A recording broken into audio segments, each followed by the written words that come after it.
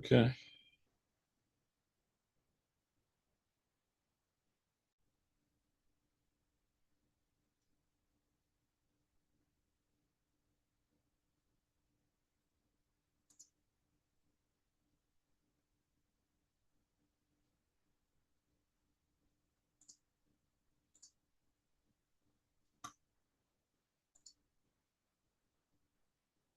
To say to her, Helene, you have to show us how much is left at the end of the meeting. Oh, Uh-oh. there's your challenge. I'm I in started trouble. recording. When my granddaughter had her first birthday, my younger daughter said to us and to her, "Don't believe it when they tell you diamonds are a girl's best friend. Actually, it's chocolate." Mm, My granddaughter loves chocolate as much as I do. So she passed that on.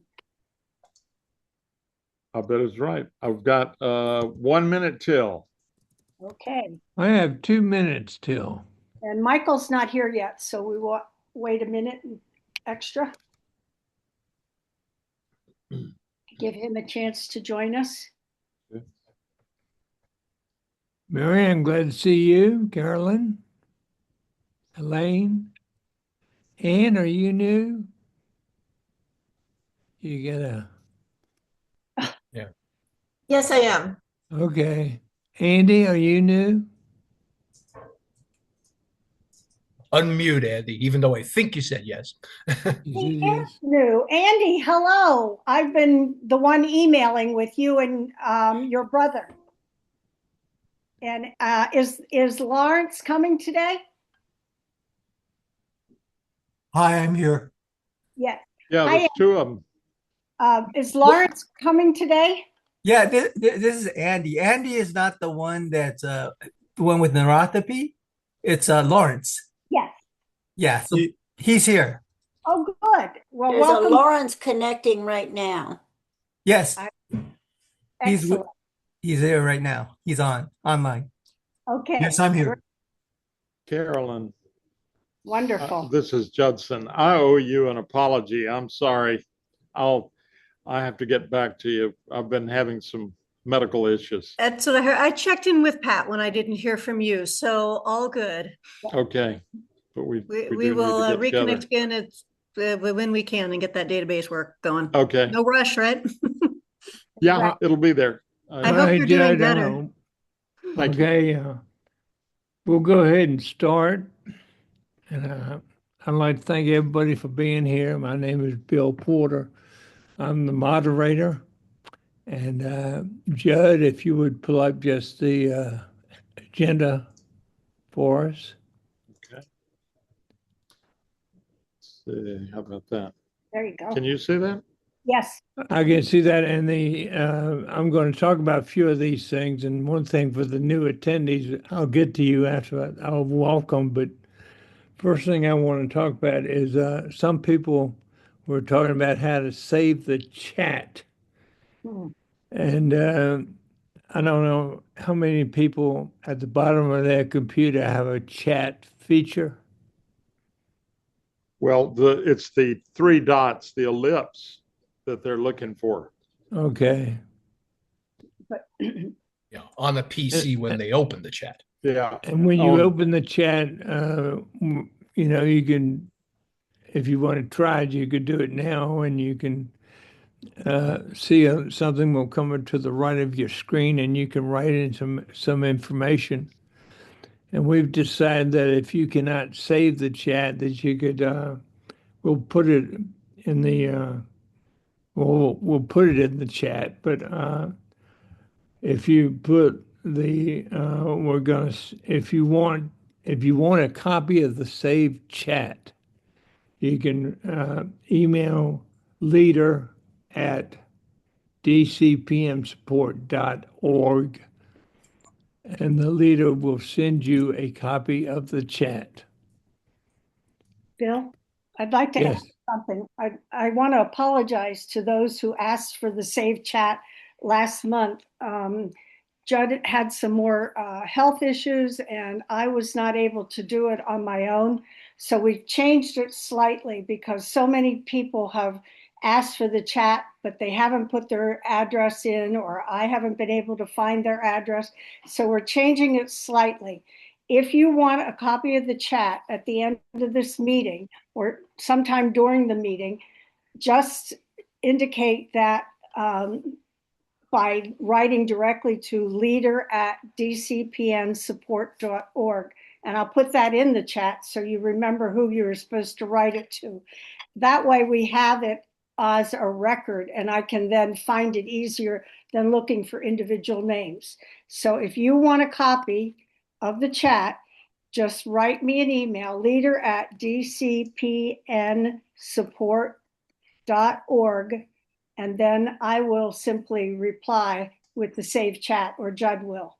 Leader@dcpnsupport.org.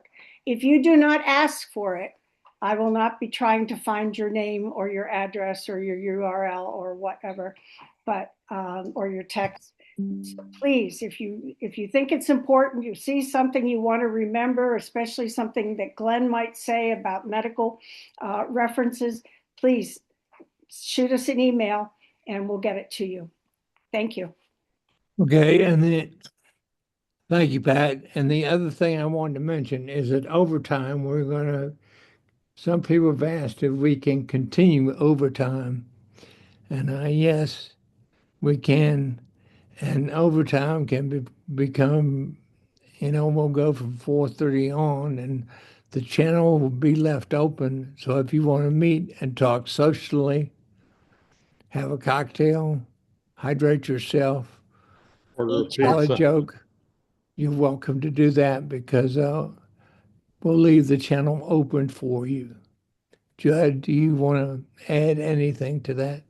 Well, I wanted to tell new people what overtime is. We end the meeting at 4, but we just leave the channel open, and a certain number of people will stick around. Some people have known each other for many years and they want to check in, or other people just have questions, just generally that didn't get covered in the meeting or something like that. And so we just leave the channel open. Generally, it's about a 30-minute session, but it can go on for a little while if people are interested in talking. Well, didn't we decide to call it cocktail hour? Well, that's a good idea. That's a real good idea. You can just sit and talk. So Yeah. Sid Dog. Anyway, okay. Are there any questions from anybody concerning the what Pat said about what did Pat say? Asking for Oh the yes, ask Which is looking now at in the you. chat. We got 4 inches of snow outside, so I'm just looking to go sledding. So anyway, I'm down in Richmond, Virginia, and we got about 4 inches of snow, which is probably the biggest snow we've ever had for December. But anyway, and back again, just circling back, I'd like to thank everybody for coming. I hope you had a good Thanksgiving. We're all, I hope, looking forward to Christmas. Now, Christmas is very lucky for me because all I do is write a check to about 7 people and it's over. Oh, So I don't have to run through the toy shop buying toys. All they want is a gas card or an Amazon card, or I want money. So anyway, my Christmas shopping has been over for the past, takes about 30 minutes. So anyway, I don't know about you all, but it does get easier, believe me.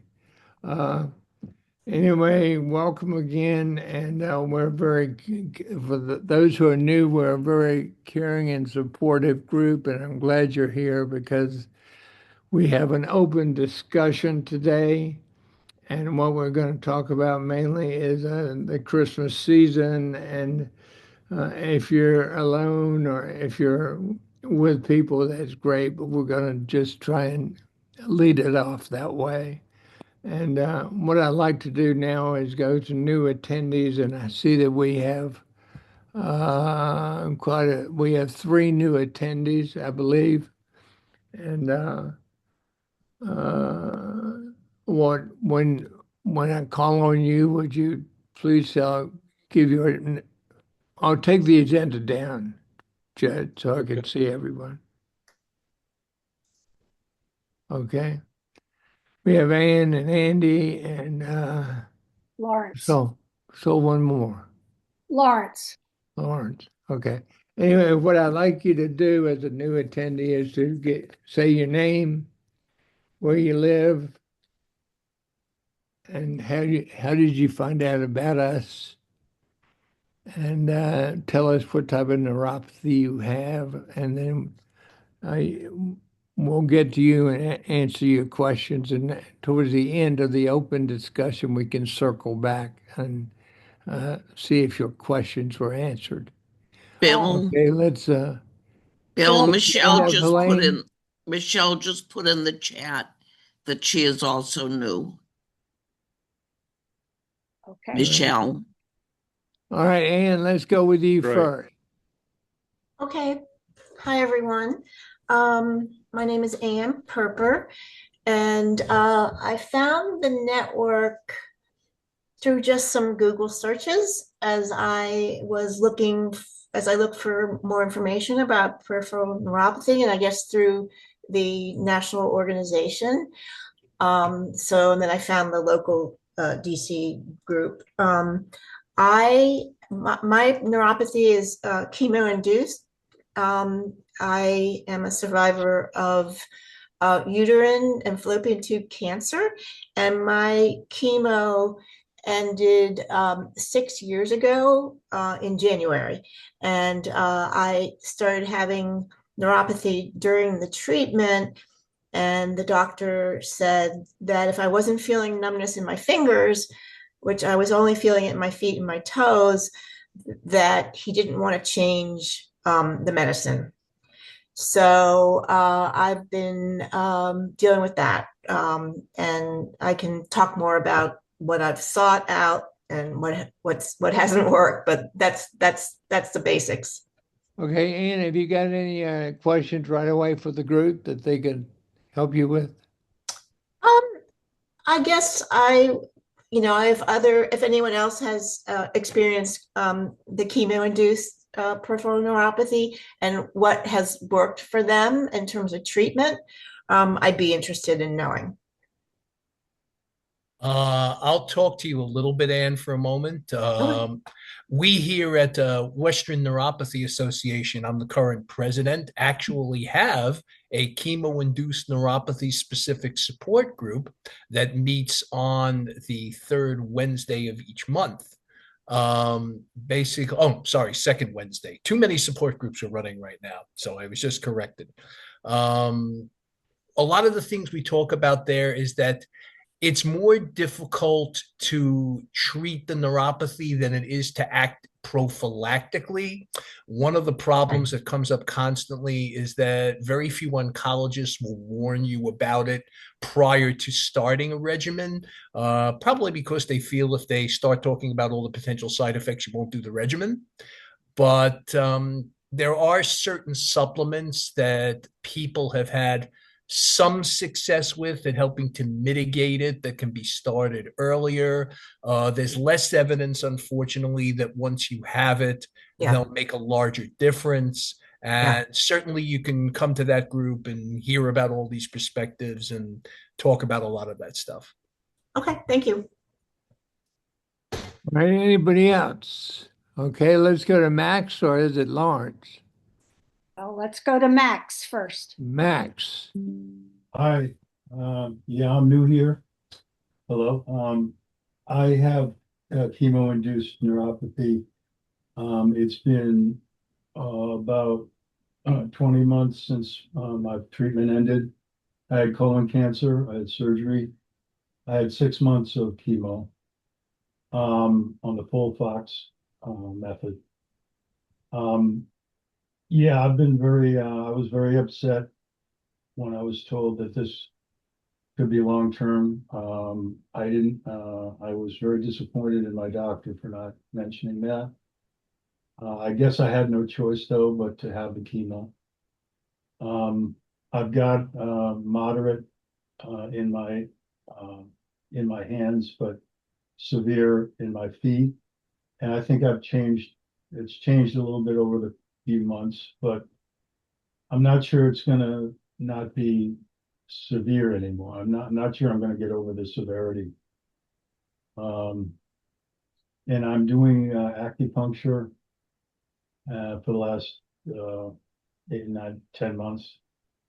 And I'm not sure if that helps. I'm not sure if I'll be able to tell if anything helps. I'm taking lipoic acid, and I've been doing that since I was in treatment. And as I say, I'm not sure if anything really helps because you just kind of, you're in this situation and you don't know, it's hard to judge your own, state of neuropathy. It's just hard to judge. And, so that's it. And I was really disappointed that I missed, there was a group about, chemotherapy, about, acupuncture and neuropathy. And I did miss that. I wanted to make sure I made this group. All right, thank you, Max. Glenn, would you please give Max the date again of the chemo? Yeah, group? the next session is actually going to be very, very shortly. It's going to be this coming Wednesday, which is the 10th. I actually put some information about it into a chat, and all of you guys throw into the chat or send me your emails. I'm going to put my email into the chat as well, so we can make sure that you get all the codes if you want to join in for that. I think possibly we should introduce who Glenn is because those who are new might not know the distinction. We are part of the Peripheral Neuropathy Support Network. We're the DC Virginia support group, and we also run the Maryland group. Glenn, on the other hand, is the president of the Western Neuropathy Association, an amazing network of groups that meet throughout the month. And it's really important, and it will be in the wrap-up slide, but we're going to say it right now. If you go to pnshelp.org, you will find all of the groups that they run, including a group for singles, those who are coping on their own, another one on chemo-induced, and Glenn can elaborate. Go ahead, Glenn, please. Yeah. Currently, we're actually doing, it's now up to 9 online support groups a month, and there are actually also 3 in-person groups. Not all of them meet monthly. There are 3 general groups that occur. The next one of those is a week from today, but we have a lot of specialized stuff as well. And basically, the best way to look at all of this is to go to pnhelp.org and just take a look at the listings. And obviously, anybody who wants to join any of these groups, contact us. Our email addresses are up there. I'm going to throw mine into the chat again, and we'll make sure that you get all the codes. You can come on in and have a gloriously nerdy time learning about a lot of this stuff. Max, where are you located? I'm in Somerville, just north of Boston or Cambridge. Okay. And Anne, where are you located? You're muted, Anne. You're muted. Yeah, gotcha. I'm in Silver Spring, Maryland. Okay, Silver Spring. So you might be interested in the evening group that meets in Bethesda Chevy Chase, online, but the Bethesda Chevy Chase group. And all of that will be in the wrap-up slide as far as dates and times and such as that. The next one for the Maryland group is December 18th at 7 o'clock. And I'll tell you more at wrap-up. Okay, thank you, Pat. Okay, I'm going to, I think, go to Lawrence now. And Lawrence and Andy, are you all together or? Can't hear you. You're muted. Have to unmute. Unmute. Okay, they know. He's getting some help, I think.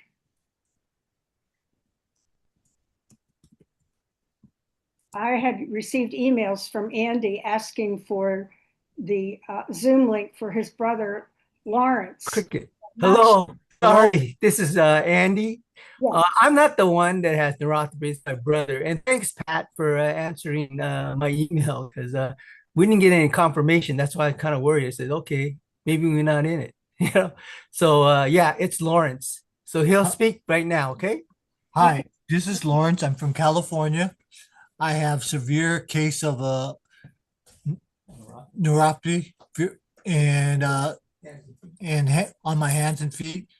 They're frozen 24/7, and I have diabetes too. So I have to make sure that I have to take care of both situations. I had it for like 3 or 4 years now. It's very hard to cope with, but I deal with it and I try to just adapt to it every day and do my best. But what's really interesting is diabetes doesn't run in my family. And I used to bodybuild for like 3 or 4 years. So I really don't understand how I got it. Doesn't make no sense. But it happened. So I got it. It's very, very hard because your feet are so vibrating so many times that it makes you have no balance. So I have to wear these socks, grip socks, to grip the floor or the rug. So I lose my balance a lot. So that's my situation right now. And I'm 63 years old right now. Judd, would you like to help him with, I know you have diabetes too, and would you like to give Lawrence some information? You asked me? Yes, sir. Well, my big sermon is about inflammation. I think diet is really what can contain pain with diabetes. It's a matter of controlling blood sugars and getting them into your system and controlling them, timing them out. Inflammation, if you haven't done any research on inflammation of the joints, muscles, and nerves, you should. There's a lot to know about that. Also, are you taking insulin? No. That's good. I am. And I'm further down the trail than you are. That's to me, that's what that means. If you're controlling it, if you can have a Dexcom monitor, that's good. I'm with you on balance. Balance is truly your enemy. I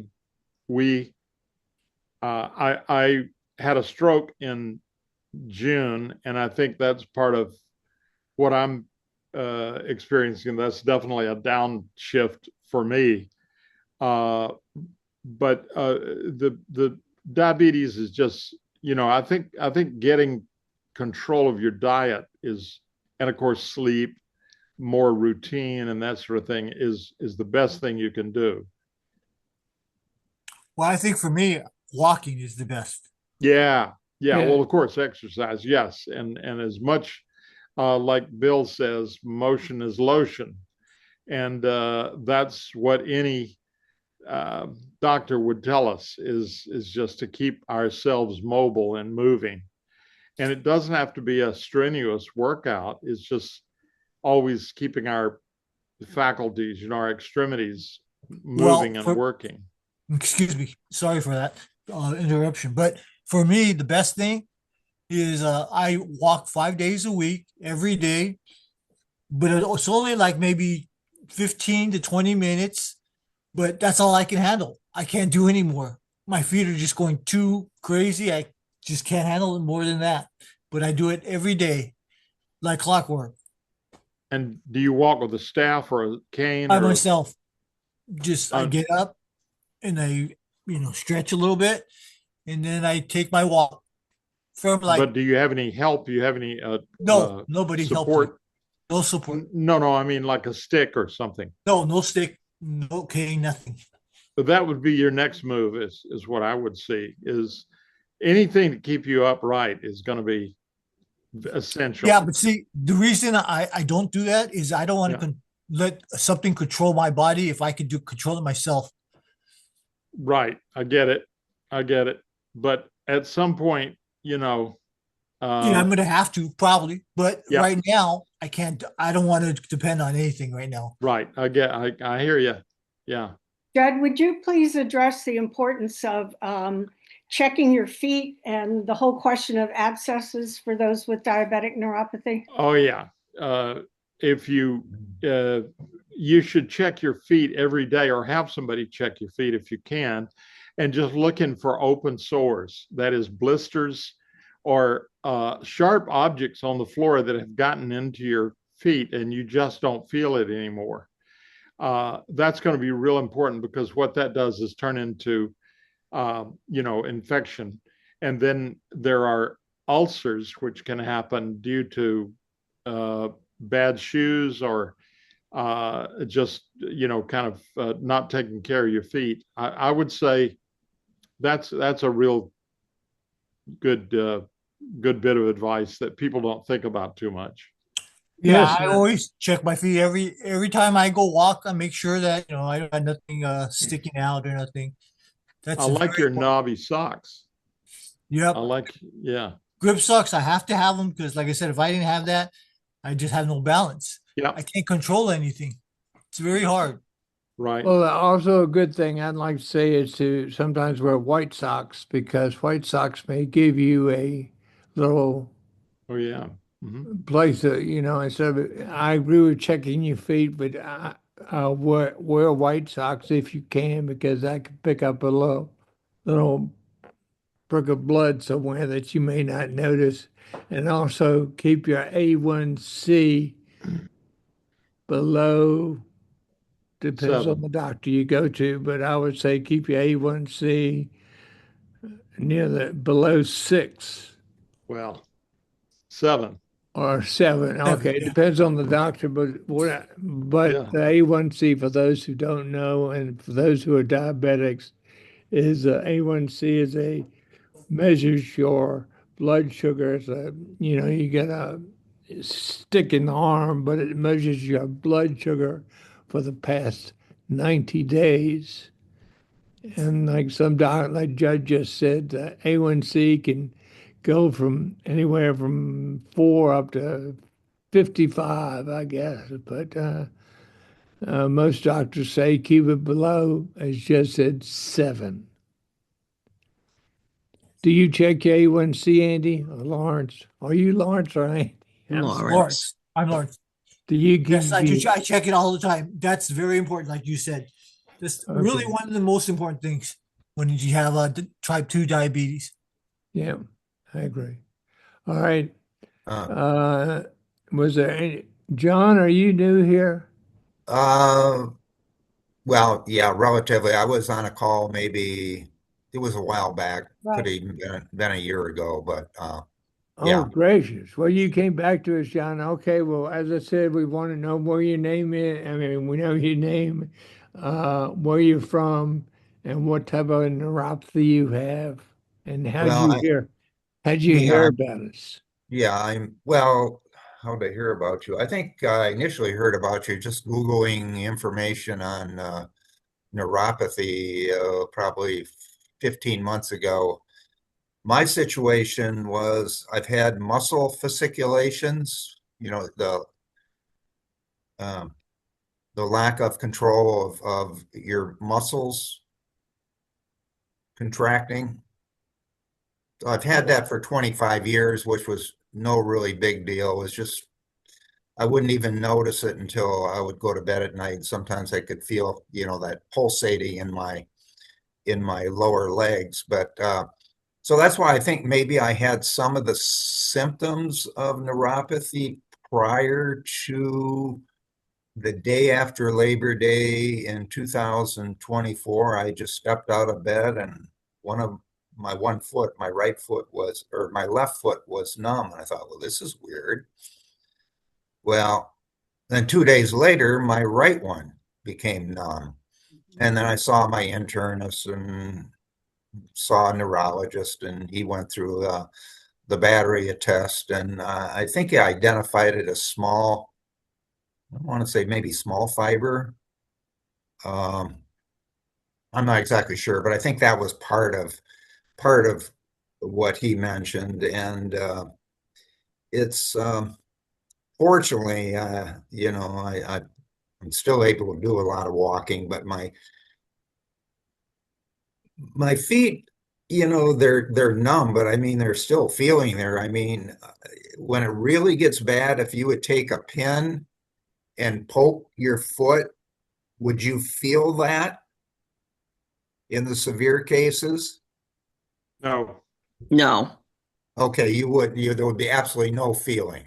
right. Well, or it would feel strange, it would feel different, but no, I mean, you get to a point where you feel nothing.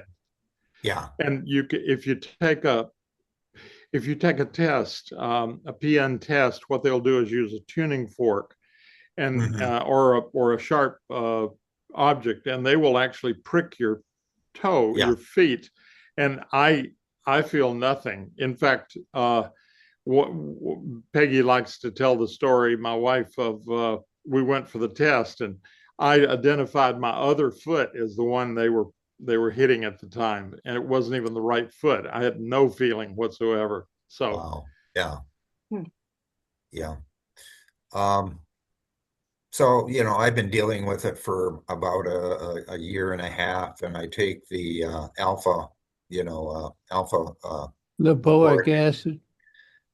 There's controversy I see between just taking that and then taking that's more the synthetic product versus the natural, which is the R.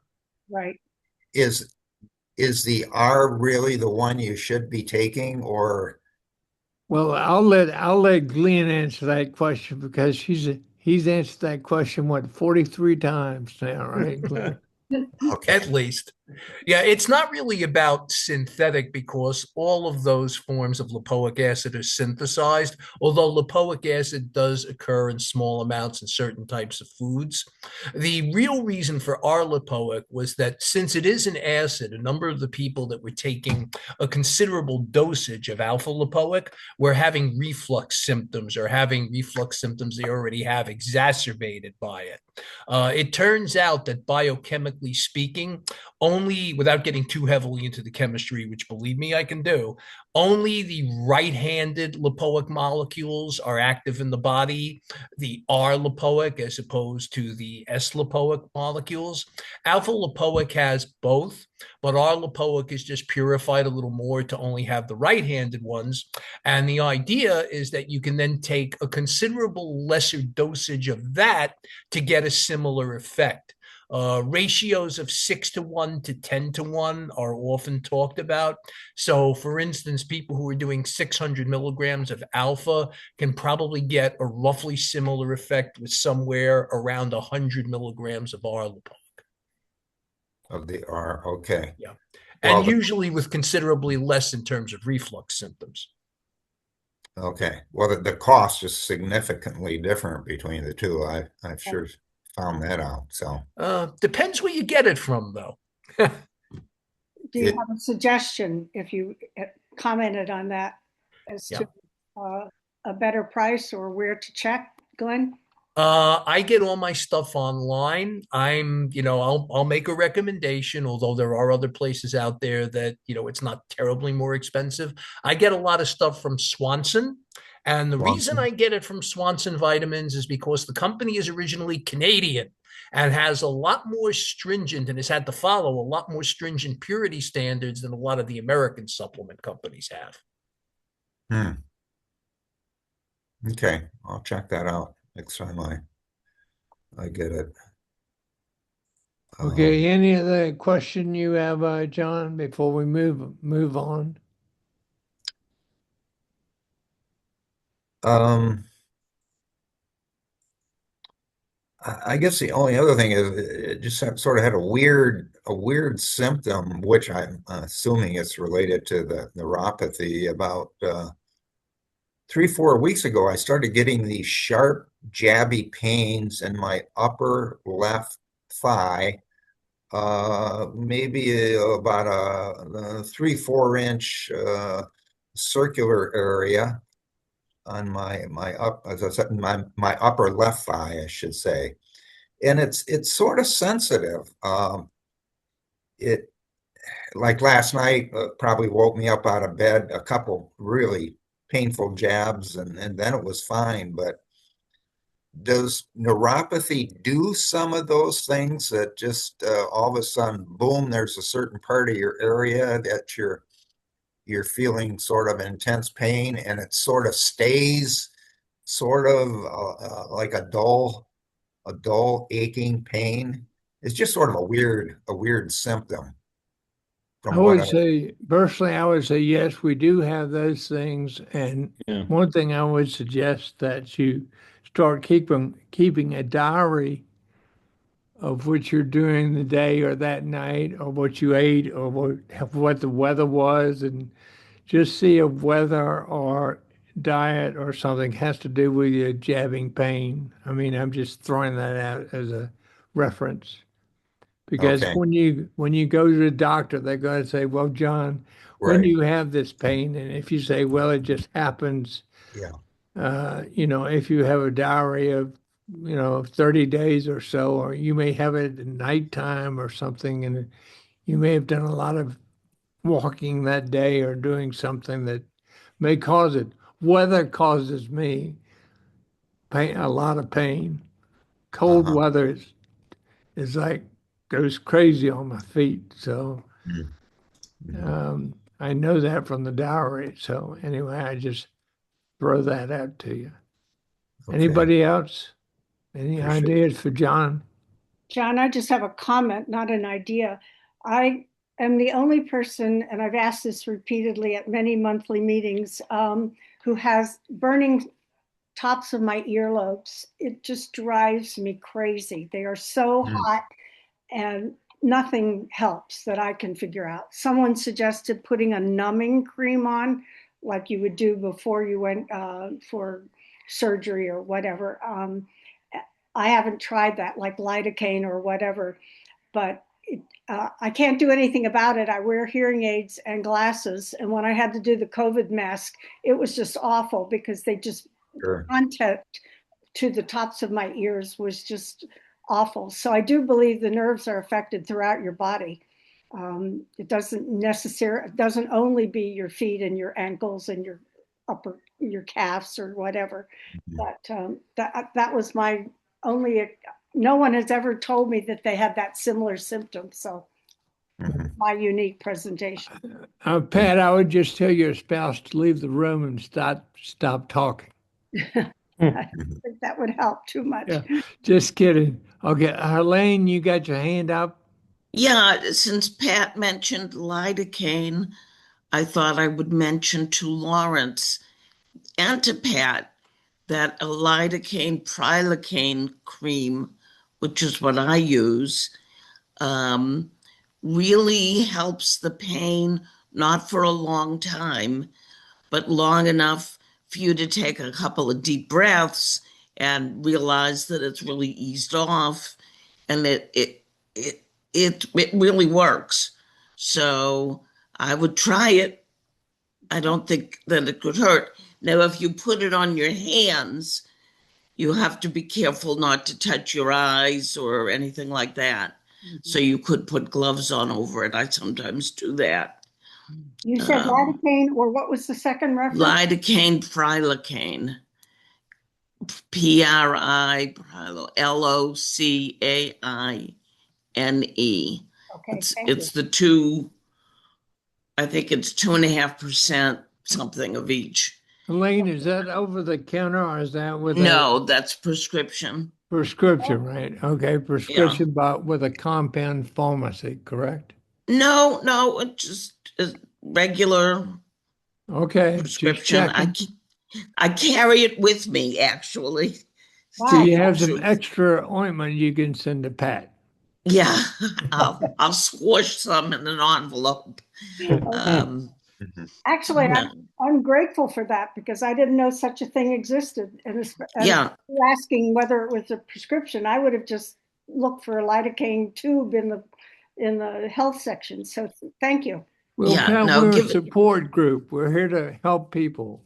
Give it a try. I don't think it can hurt. Hopefully it will help. Okay, let me ask, is there any other new person in here before? Michelle? Michelle? Yep. Hi.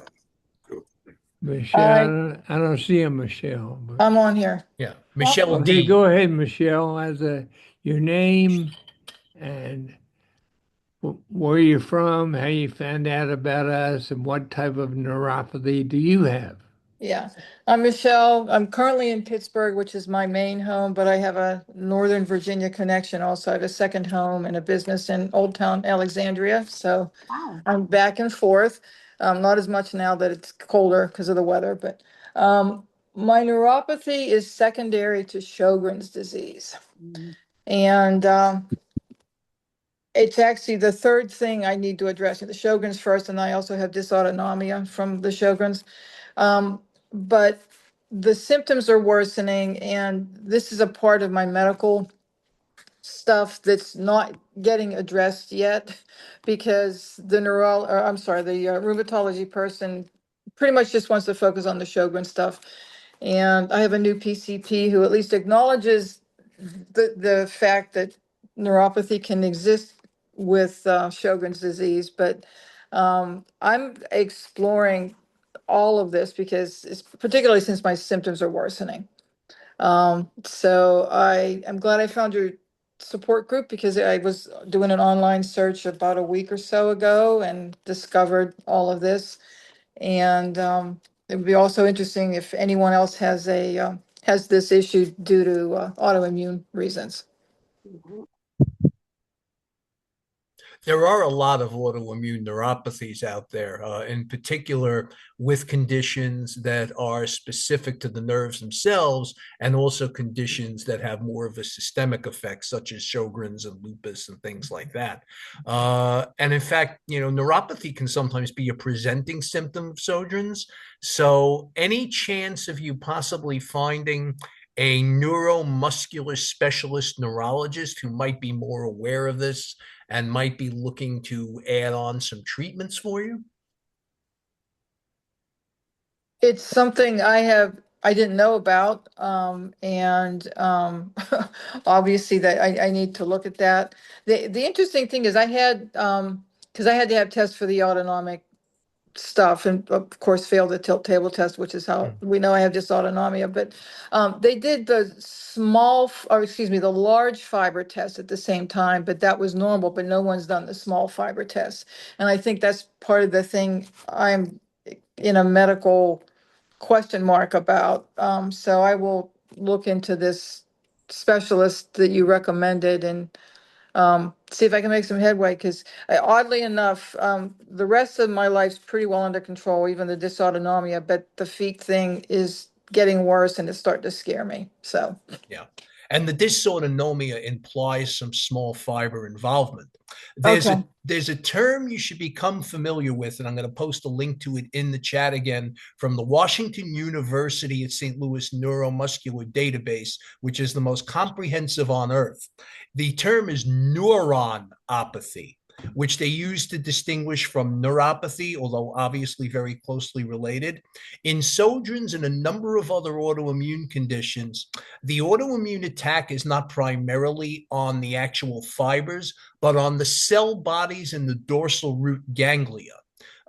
This makes it somewhat harder to treat, but it also is something that not your average doctor is going to be able to make that distinction, because there are specific types of immune modulating treatments that are more targeted to that particular area. And it's definitely something, if we can find somewhere in your neighborhood someone who's a neuromuscular specialist, they may be more familiar with it. thank you. Michelle, did you get all that? I did. And Glenn's very right about a neuromuscular doctor is the better than just a neurologist, because they specialize in what we have. Okay, good to know. Okay. And have you joined the Surgeons Foundation, Michelle? The Sjogren's Foundation? Yeah, I've been involved with them for quite a number of years. Okay. Although oddly enough, I mean, they will address some of that, but you probably have all heard a lot of this. A lot of people just go, oh, I'm taking gabapentin, and that's kind of where that begins and ends. I Right. cannot take that, and I would not take it anyway. I want to just see what options there are out there. So, obviously, with any medical thing that gets a little complex, you just keep trying things until something hopefully works. Well, Wendy? I'm afraid to say that's the way it seems to work with all of us, is that we try one thing and it doesn't work. And I've had neuropathy for 25 years, and I probably have tried 50 drug cocktails, not alcoholic, but a mixture of this and that and this and that. And just, there is no cure for neuropathy, but you can slow down the process, which makes it very, very nice. Yes, Pam. Pat, excuse me. Glenn, do you remember the woman who came just once or twice last Christmas? In fact, it was a December meeting, and she found out, or you told her there was a clinic at the University of Pittsburgh, Yes. and that's where Michelle is. Are you aware of that, Michelle? What clinic is it? At University of Pittsburgh, there's a No, surgeon's what's the clinic. name of the clinic? It was for, wasn't it for surgeons? Sojourns, yes. I don't know how to say it exactly. Yeah, I'll look it up for you No, specifically. my doctor is part of probably part of that group, but they don't take the neuropathy seriously. It's sort of like, oh, yeah, it kind of comes along with it, whatever. And I have found, if at least in my experience over the last 7 years, that if things don't fit certain things, they just fall through black holes. And the neurology or neuropathy one is probably the largest. So I'm probably already in the practice that that you're referring to. Okay. And I'm just going to keep trying things. That's what we all do. Keep trying things. Okay, is there any other new person that has been with us? Have I missed anybody, guys? Okay. All right.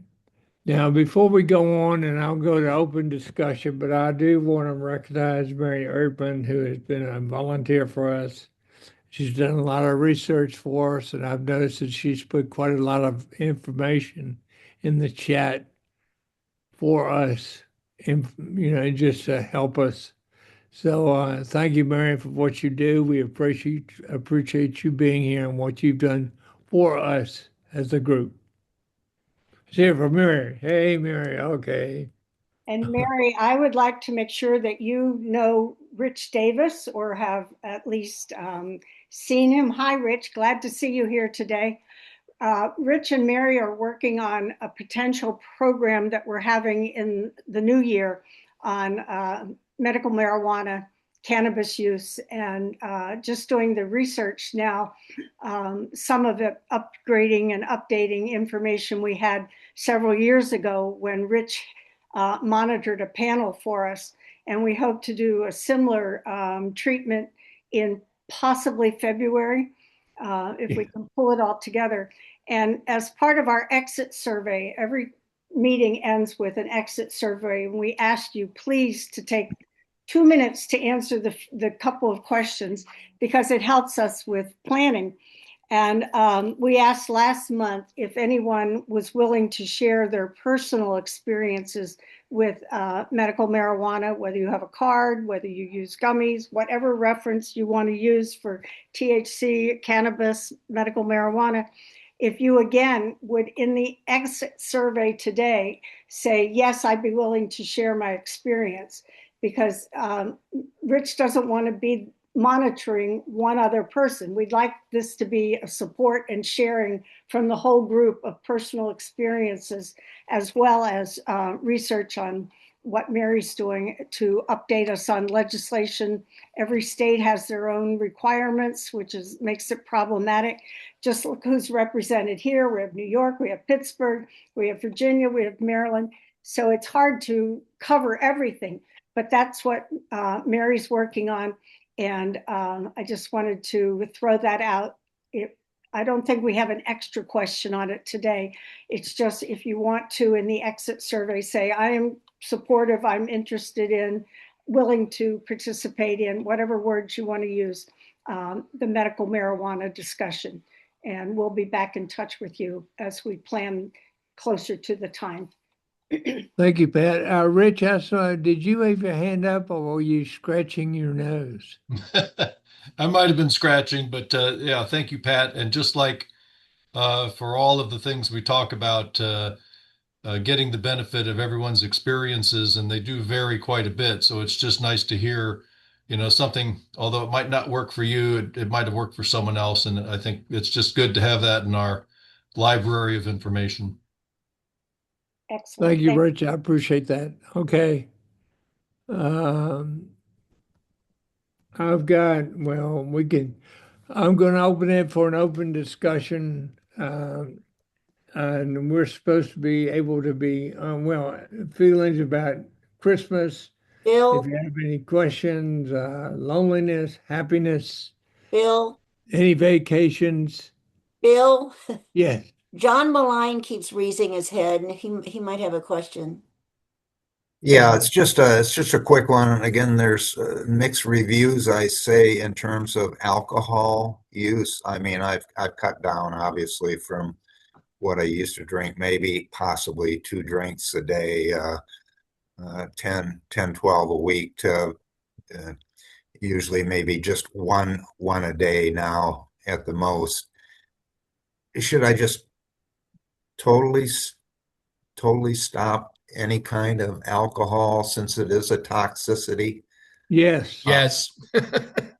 Okay. Because I've heard some mixed No, opinions. there's no mix about it. It's Yeah.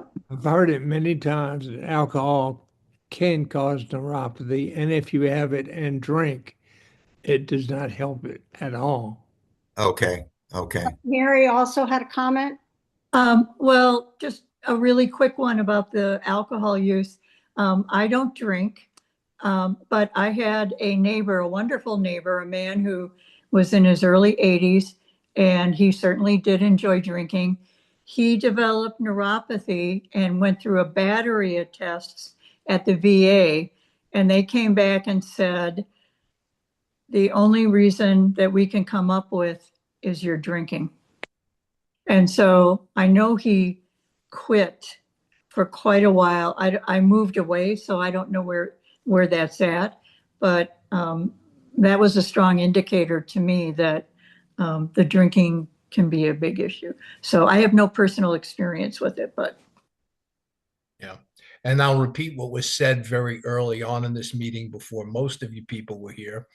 Dr. Norman Latov, who is one of the world's leading researchers into autoimmune and other neuropathies and runs the Weill Cornell Clinic here in New York City, and who I've had interesting conversations with over the years, has basically said that if you have neuropathy, you should treat yourself as if you are a diabetic, celiac alcoholic, even if you're none of those things, because none of those 3 things are all that great for nerves, and they certainly increase inflammation and exacerbate already existing neuropathies, no matter what the cause is. Thank you, Glenn. Thank Yes, you. John. Go ahead. Oh. All No, I right. just said thanks for the suggestions. We're cutting you off. No alcohol. Yeah. John, I don't think you said where you're from. I'm from South Haven, Michigan, over on the west side of Lake Michigan. And how did you hear of us? I think I just Googled the information on neuropathy probably about 15 months ago, and saw the website, and I did. We're always curious because we keep trying to, affect more people or attract more people that we might be able to help. So we ask that. So thank you for telling us. Mm-hmm. Can I just ask a question? I just want to make sure I know how to be involved in the groups. I guess it's Glenn, the group for chemo-induced neuropathy. in the chat, it said to talk to Catherine for a Zoom link. Can I get a Zoom link sent to me in my email? Yeah, in fact, send me an email because we've already had a couple of people do it today at glentaj@yahoo.com, which I'll put in the chat again, because I want to make sure that you get added to whatever reminders email list for whichever groups you want. And you obviously tell me which groups you want. You can do just specialized ones, you can do general and specialized, but we keep these very elaborate databases so that people can actually get the reminders with all the Zoom codes, which we do change from time to time just for security things. But that way, as long as you tell us you want to be part of the list, you'll be on it and we'll send you reminders every month. Great. Thank you, Glenn. Okay. Okay. Uh, John. Judd just put up something in the chat that I think he would be valuable to share. Oh, about Meta NX? Yeah. Well, I guess this is for Lawrence, I like to mention every now and again, I have pretty much arrested my PN with a food supplement called Meta NX. It was prescribed by my foot doctor, and it's pretty expensive. It's not covered by insurance. It takes a little while to work. It doesn't work for everybody, but I tell you, it has stopped it cold for me. I still have neuropathic pain, but it is very minor compared to what I had before. Glenn would tell you that you can read the label and get all the ingredients at your pharmacist or a food supplement dealer, and that is, I suppose that is true. To me, the key word is mentholated. Is that right? Is that the word I'm looking for, Glenn? Yes. All of the vitamins in Metanex are methylated forms of B vitamins. Methylated. Yeah, methylated. For those of you who remember high school chemistry, they have a CH3 group attached to them. And the reason that can be important for people is that somewhere between 10 to 15% of the population, more so if you look like Judd and have some ancestry from Northern and Western Europe, tend to have deficits in the methylation chemical process. Some people can't do it at all. Some people have gaps where it's very hard for them to methylate B vitamins. And if you have that trouble, you do tend not to be able to utilize those vitamins as well. The methylated forms bypass this. They're already methylated and they are easier for the body to use. Thanks. Okay, I've got 2:55 and we could have a break, or Judd and Pat, you can both say what you want to say, announcing in the next 5 minutes, then we'll take a break. Okay. Okay, Pat, go ahead. I'll start by just commenting. We're very grateful that several people have asked us about donations. This is a free to join support group. There's no obligation to have a membership fee, pay a membership fee, but people are making end of year distributions through work, and someone have asked. So Judd is going to explain that there are two ways that you can make a donation to our program. Judd, go ahead, please. Well, if you want to contribute, you can send a check to Rebecca, and that's on our website. Just keyword search in the search on the homepage, search Rebecca. Raise your hand, Rebecca. Yeah, there's Rebecca. And Rebecca, so she will take a check and gladly take a check, I might say. If you want to contribute just electronically with your credit card, you can do that as well. Just click, go to donate, and then, donate, and then click on the little button that says, I believe it says donate, and it will take you to a giving portal that will let you put in your credit card. And so those are two ways to give. They're fairly straightforward. If it I noticed today the little icon for the donate electronically isn't working, so I got to fix that. But it still works. I could have donated. I tried to follow it through just about 2 hours ago. So um, those are ways to donate. We like Pat said, everything is free. But if you'd like to get a little deeper, become a supporter, then great. We'd love to, we'd love to have you do that.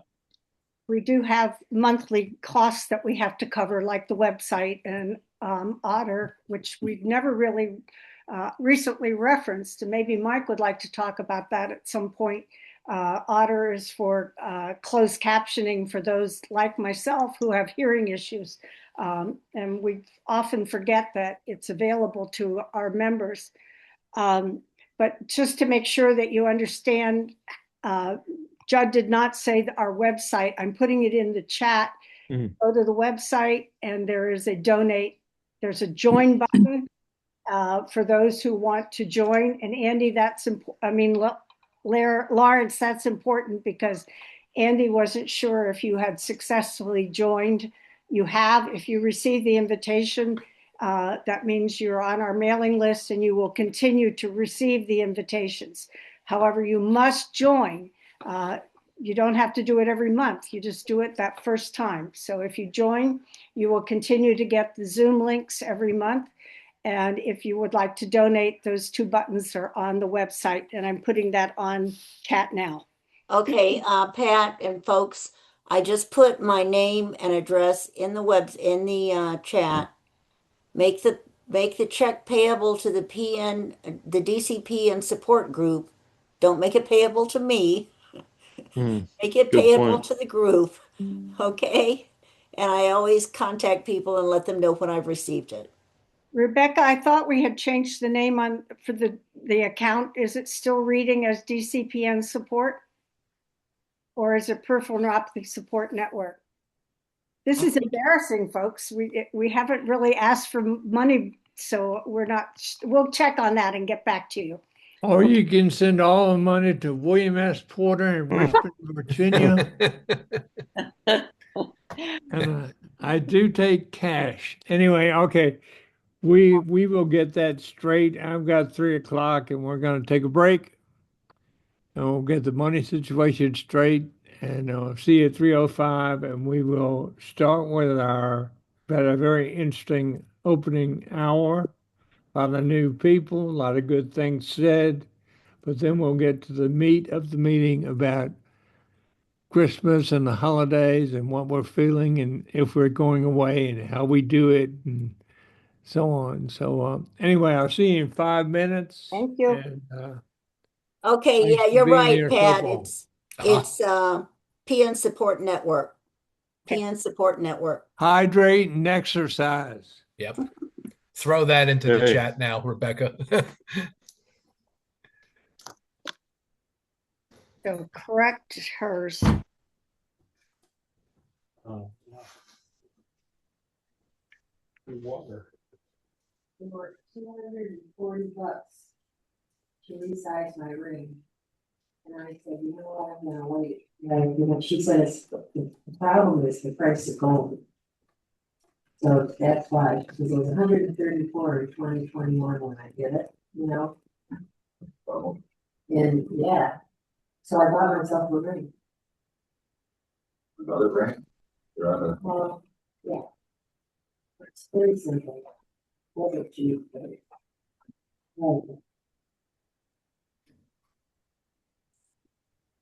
So.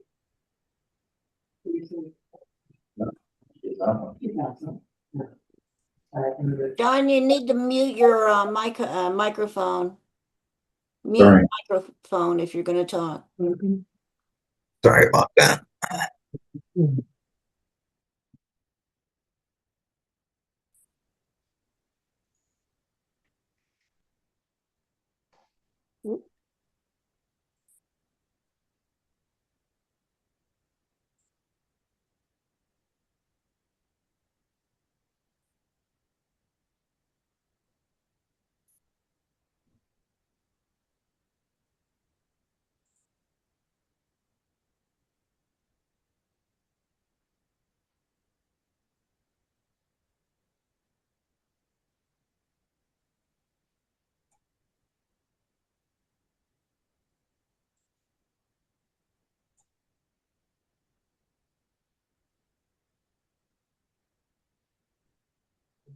Can't hear me. Yeah, I think she's on break.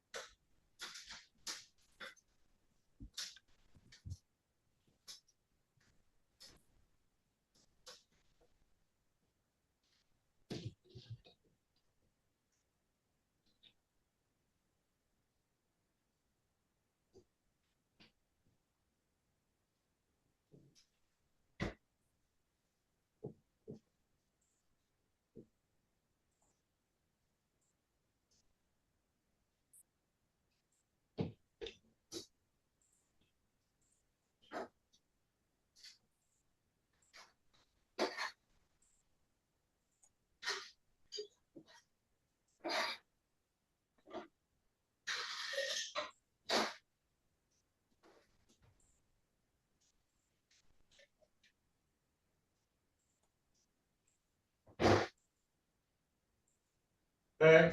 Yes. Okay.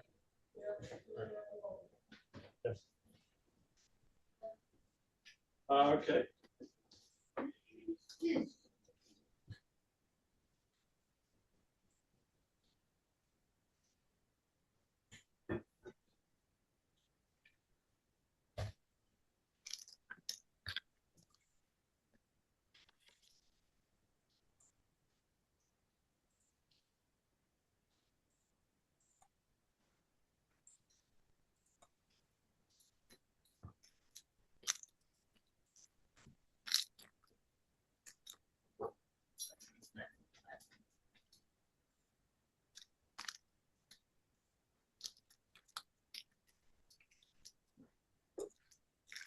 Okay, we're back. I was looking for Pat. Pat, That's coming. there was something, we are back, and I thought you wanted to mention something with the AARP magazine or something. Yes, that's correct. As you know, in the invitation, we asked or we pointed out that the focus for today would be open discussion, which means for new people, just that anyone can bring up any concern, question, issue about PN that they'd like the group to talk about or ask a specific question. The second part was that we were concerned and wanting to focus a little bit on the holiday seasons, Christmas, Hanukkah, Diwali has already passed, but other winter holidays that people might be celebrating, and some of the issues that raises, both the joy and the love, but often the loneliness as well. And I wanted to make sure that you knew about a program called Connect to Effect. And I'll put that in the chat. But it's an AARP program devoted to helping you understand the risk level and also what you can do to overcome social isolation, especially during the holiday period when you might not be able to join family or because of mobility issues, it's harder for you to travel perhaps. And the program is at connecttoeffect.org. But what they basically are talking about are some helpful resources like meeting new people, making new friends, new volunteer opportunities, coping with grief or loss, and spotting scams when you're connecting online. So this is a focus for the holiday period, but certainly applies to all of us. When you have a chronic illness, especially one that isn't visible, sometimes people don't understand the pain you're in or what some of your issues are as far as getting around or being able to meet in person. So I thought I would at least tell you that this program exists, and I think most of us are eligible for AARP, and it's free. And I will put the connecting information in the chat now. But I thought it was sort of a good beginning for our comments now about grief and loss, feeling alone, feeling unsupported. And that's what we're all about, giving each other the help that we're hopefully asking for, or at least sharing information. And we always say for the new people that we are not doctors, we're not a medical team. Our answers are based from our own lived experiences, and that anything that we suggest to you is exactly that, a suggestion, not a referral. So that's all I really wanted to say. I will talk at the very end about the various webinars that are coming up, and also about other meetings. If you can't meet Saturdays, it's the first Saturday is the Virginia DC group, this one, but there are many other options, evening programs, and throughout the country that you might want to join via Zoom. So I'll leave it now to Bill to call on others who might want to comment. It doesn't have to be about the holidays, but it can certainly be. Okay, Pat, thank you.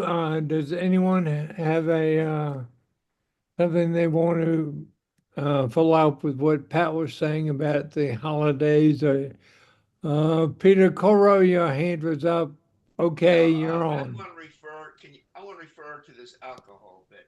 This is a time of the season that's more alcohol for New Year's and Christmas holidays. And I'm a person that used to drink 2 liters of beer every night. I'm 83 years old. Up in this program, I'd use a walker. I could be better off not drinking, but be real. If you think nobody drinks anymore, forget it. And if you think people think don't drink anymore, it's bad for you. Who the hell gives a damn what you say? How about that for realistic? All right, thank you, Peter. I appreciate cut me up again. Go ahead. I'm finished. Bye. Thank you, Peter. Appreciate it. Okay, would anyone like to make any other comments concerning the holidays?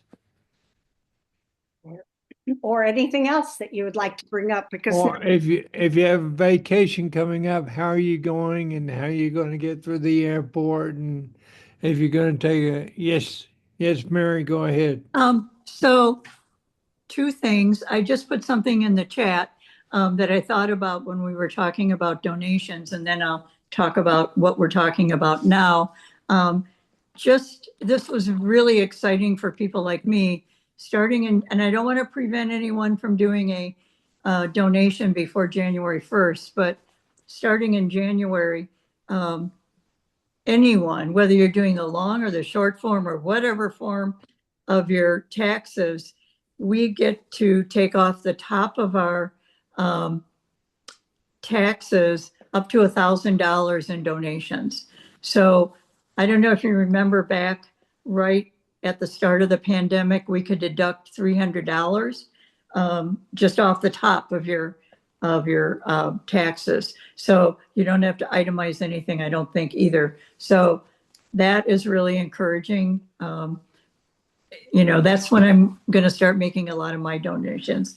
But for someone who lives in Madison, Wisconsin, and we're in deep snow and more to come and cold weather, my neuropathy has gotten significantly worse since all of this weather happened. And I'm wondering if anyone in the cold weather climates is also having those issues. And please tell me that it'll get better in the spring. That's all I want to say about that. As I said previously, the snow makes my feet go crazy, and I cannot wait for spring or summer. And that's my story, and I'm sticking to it. Pat, go ahead. Oh, anybody else? Hands up. I think someone has said in the past, almost every monthly meeting, someone alludes to putting their feet in a basin of hot water before they can sleep, and other people saying, no, I have to put it in cold water or it won't work. So I think it really is so indicative of the individualized symptoms that we all share, like my ears. Glenn just pointed out something that was a wow to me. He said that B12 deficiencies can have facial symptoms, and the ears might be related. I'm already working with a neurologist on my B12 deficiency and trying to see if increasing the supplement is going to help with the burning and the sensations. So thank you for that, Glenn. You always come up with these weird things that nobody else knows. So I appreciate it. Well, I'm a warm weather guy, so I'm sticking to it. Okay. Yes, Lane, go ahead. Well, if I can go back to what we were discussing before. Sure. And I always get negative response to this, but I'll say it anyway. Peter, don't listen to this. I take oxycodone and I've taken it for 1,000 years and it works. So I know it's evil and terrible. And I'm sure that I am not addicted. What did they say? Dependent. If you take it for medical reasons, you're dependent. And I'm sure I'm dependent on it. But I'll tell you, if I miss one for whatever reason, I know it. And that's how I know it's working. So if anybody's really desperate, try oxycodone. Doesn't have to be a major dose. But you have to get a doctor's support, correct?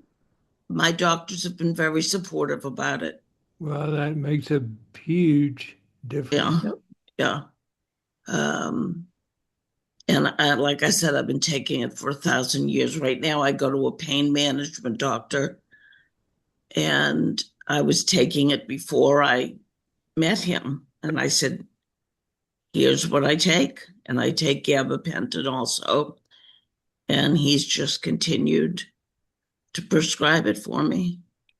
And so far, the FBI or the ICE agents or whoever else haven't come beating down my door. Well, we hope not. I don't want to see you on TV being dragged away. That would be bad. So that's all. It just works. Okay, well, some different people use different drugs, and I take a certain.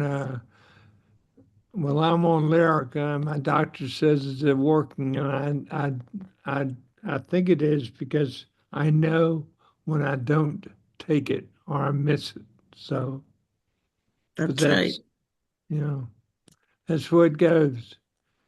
Okay. Anybody else on just your holiday greetings or holiday trips? I had a question about gabapentin. They started mentioning it to me when I was still in chemo, and I'm on some gabapentin, not that much of it. They say a lot of it. They say you take a lot of it when you have neuropathy, but I heard that it was only to treat pain and not to treat other symptoms of neuropathy. And I don't want to take that much gabapentin. I'm already taking it. I'm just wondering if other people have experiences or knowledge about gabapentin used for neuropathy. Certainly, many of us do. You're right about that it's really designed to affect neural pain. There's been very, very little out there that helps with some of the other symptoms, particularly numbness. Haven't come up with a drug for that yet. Gabapentin and the other anti-epileptic drugs that work for neural pain tend to work by upregulating inhibitory neurotransmitters, particularly in the brain and the spinal cord. So a lot of those erroneous signals that shouldn't be coming through get damped down. But it's very, very difficult to deal with a number of the other more negative sensory symptoms of neuropathy that people have. I've yet to find anybody who's had any luck with getting numbness improved all that much, unless, of course, the numbness is being caused by a compressive force, which can be relieved, and the nerves can slowly heal over time. But I don't think that's most of us here. Thank you, Glenn. Just open discussion. I guess everybody's happy for the holidays and they have supports. So Can I'll I just ask? open it to any questions that you may have. John has his hand Can up. I John, wanted to go ahead, follow up. John. I wanted to follow up with what Pat said in terms of the B12. I just had blood work done yesterday morning for an upcoming annual physical in about another week.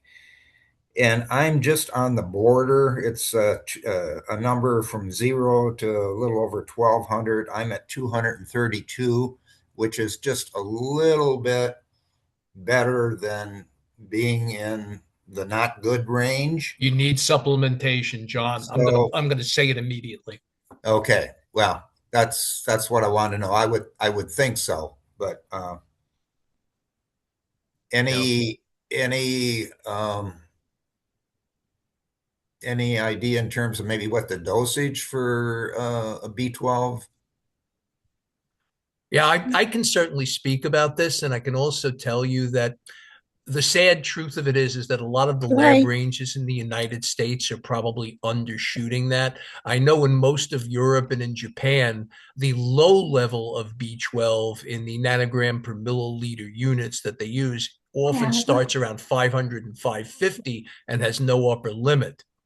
Now, of course, people go and get B12 shots, which is fine, but I certainly tell people you might have an easier time and a cheaper time with sublingual B12 lozenges.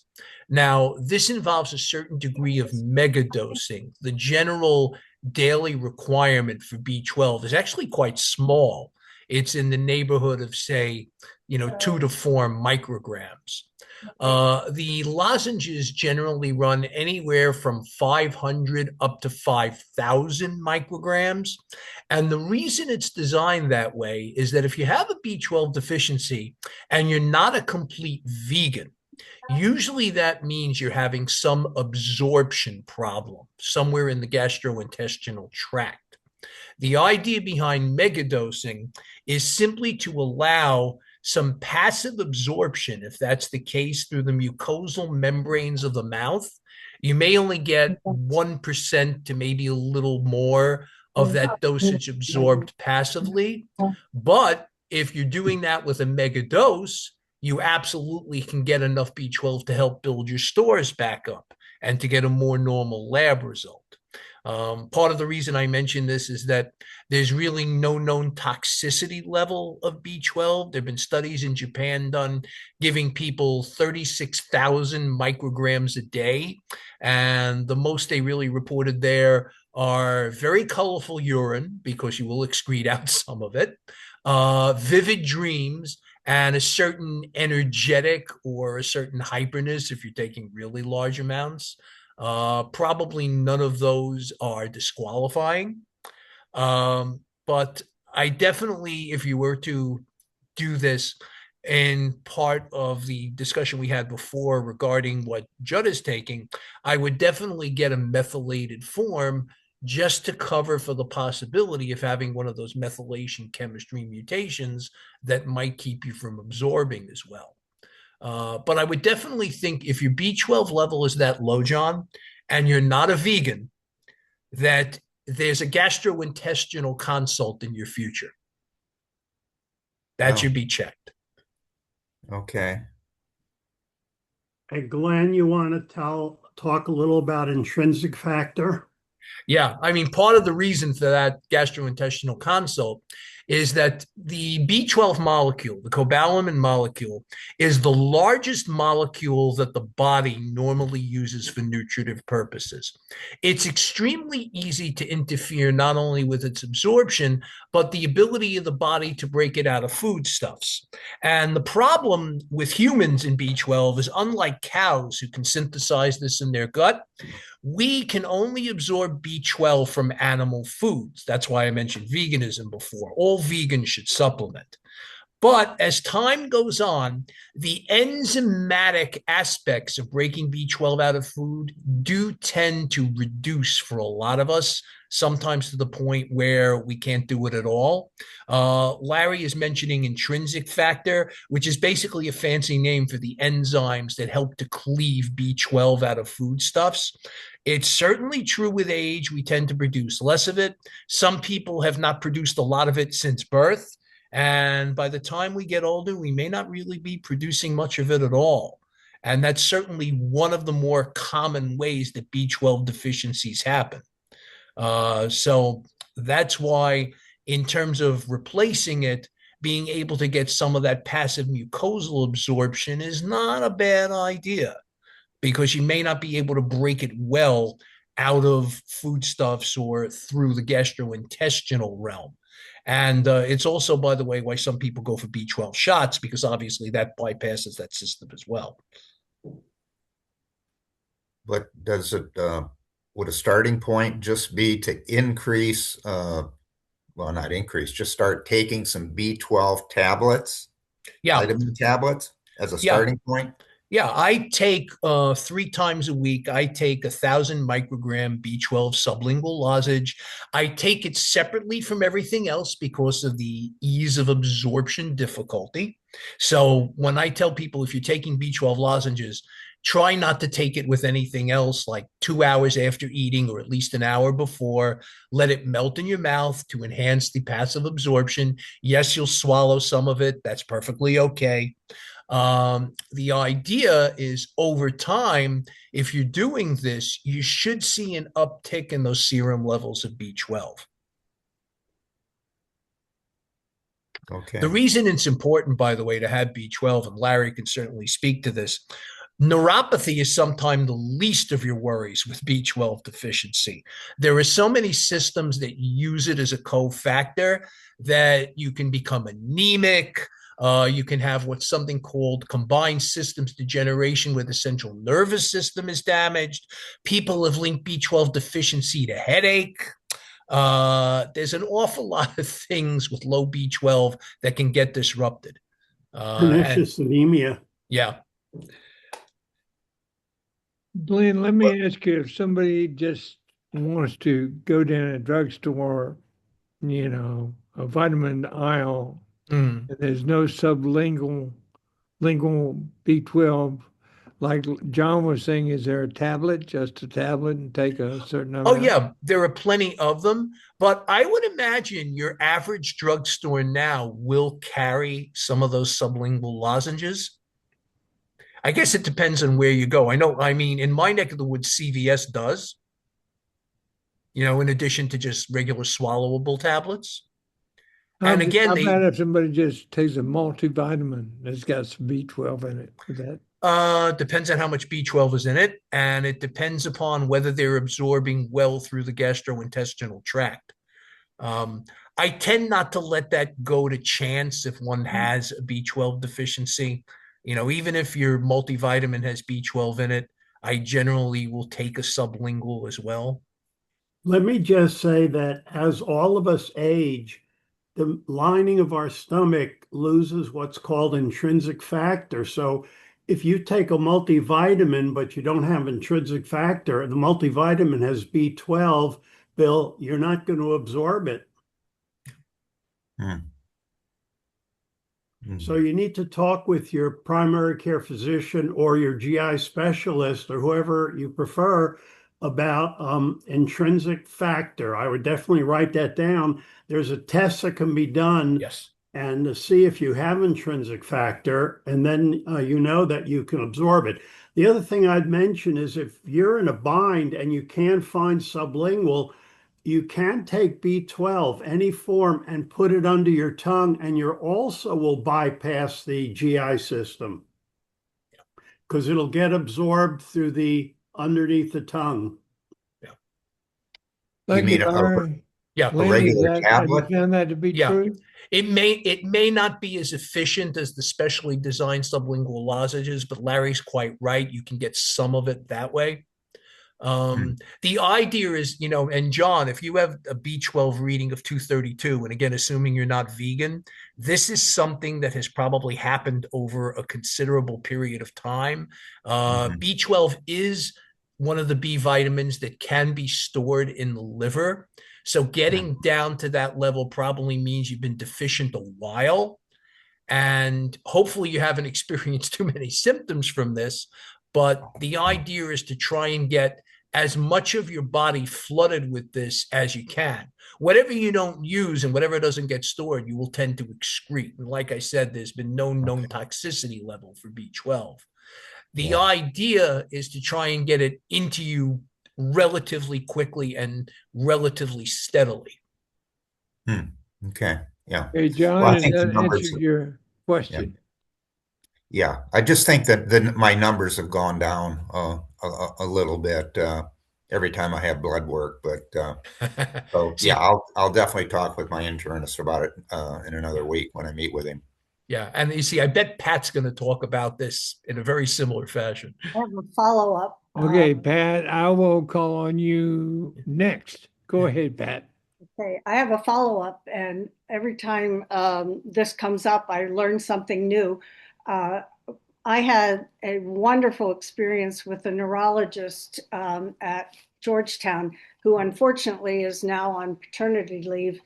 So I haven't seen him in a while, and it's time to get checked again.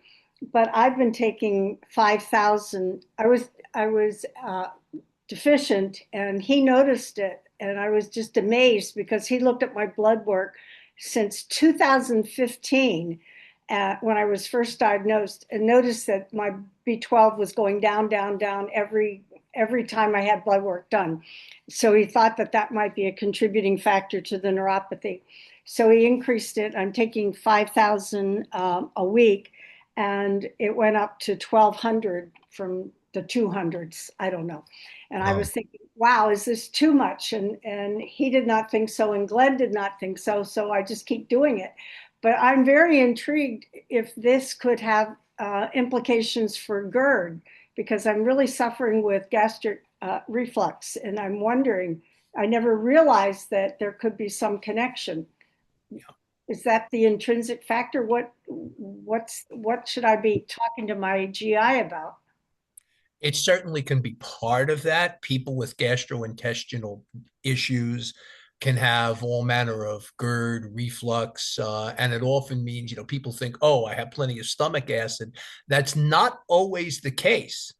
Sometimes you're underproducing acid, and it's just that the sphincters themselves no longer have a tight hold on the upper part of the stomach, and whatever is there does tend to come up. I would hope, with sublingual lozenges, because I know some people have problems with GERD with swallowing certain types of vitamins. My wife is one of them. I would hope with a sublingual that would be minimized, if you're letting it basically dissolve in your mouth for the most part. But these things are all of a piece, and certainly from a gastrointestinal standpoint, with age, we simply don't digest as well. And obviously people are familiar with gastrointestinal problems lower down with constipation and things of that nature, with polyps, but things happen in the upper GI tract as well. And it's not a bad idea. I certainly have one. It's not a bad idea with age to have a good gastroenterologist on your side to look into a lot of this stuff. I got the sublingual at just Harris Teeter without any trouble. So yeah. Pat, you said you took 5,000 a week. Is that one a day or 500 a day?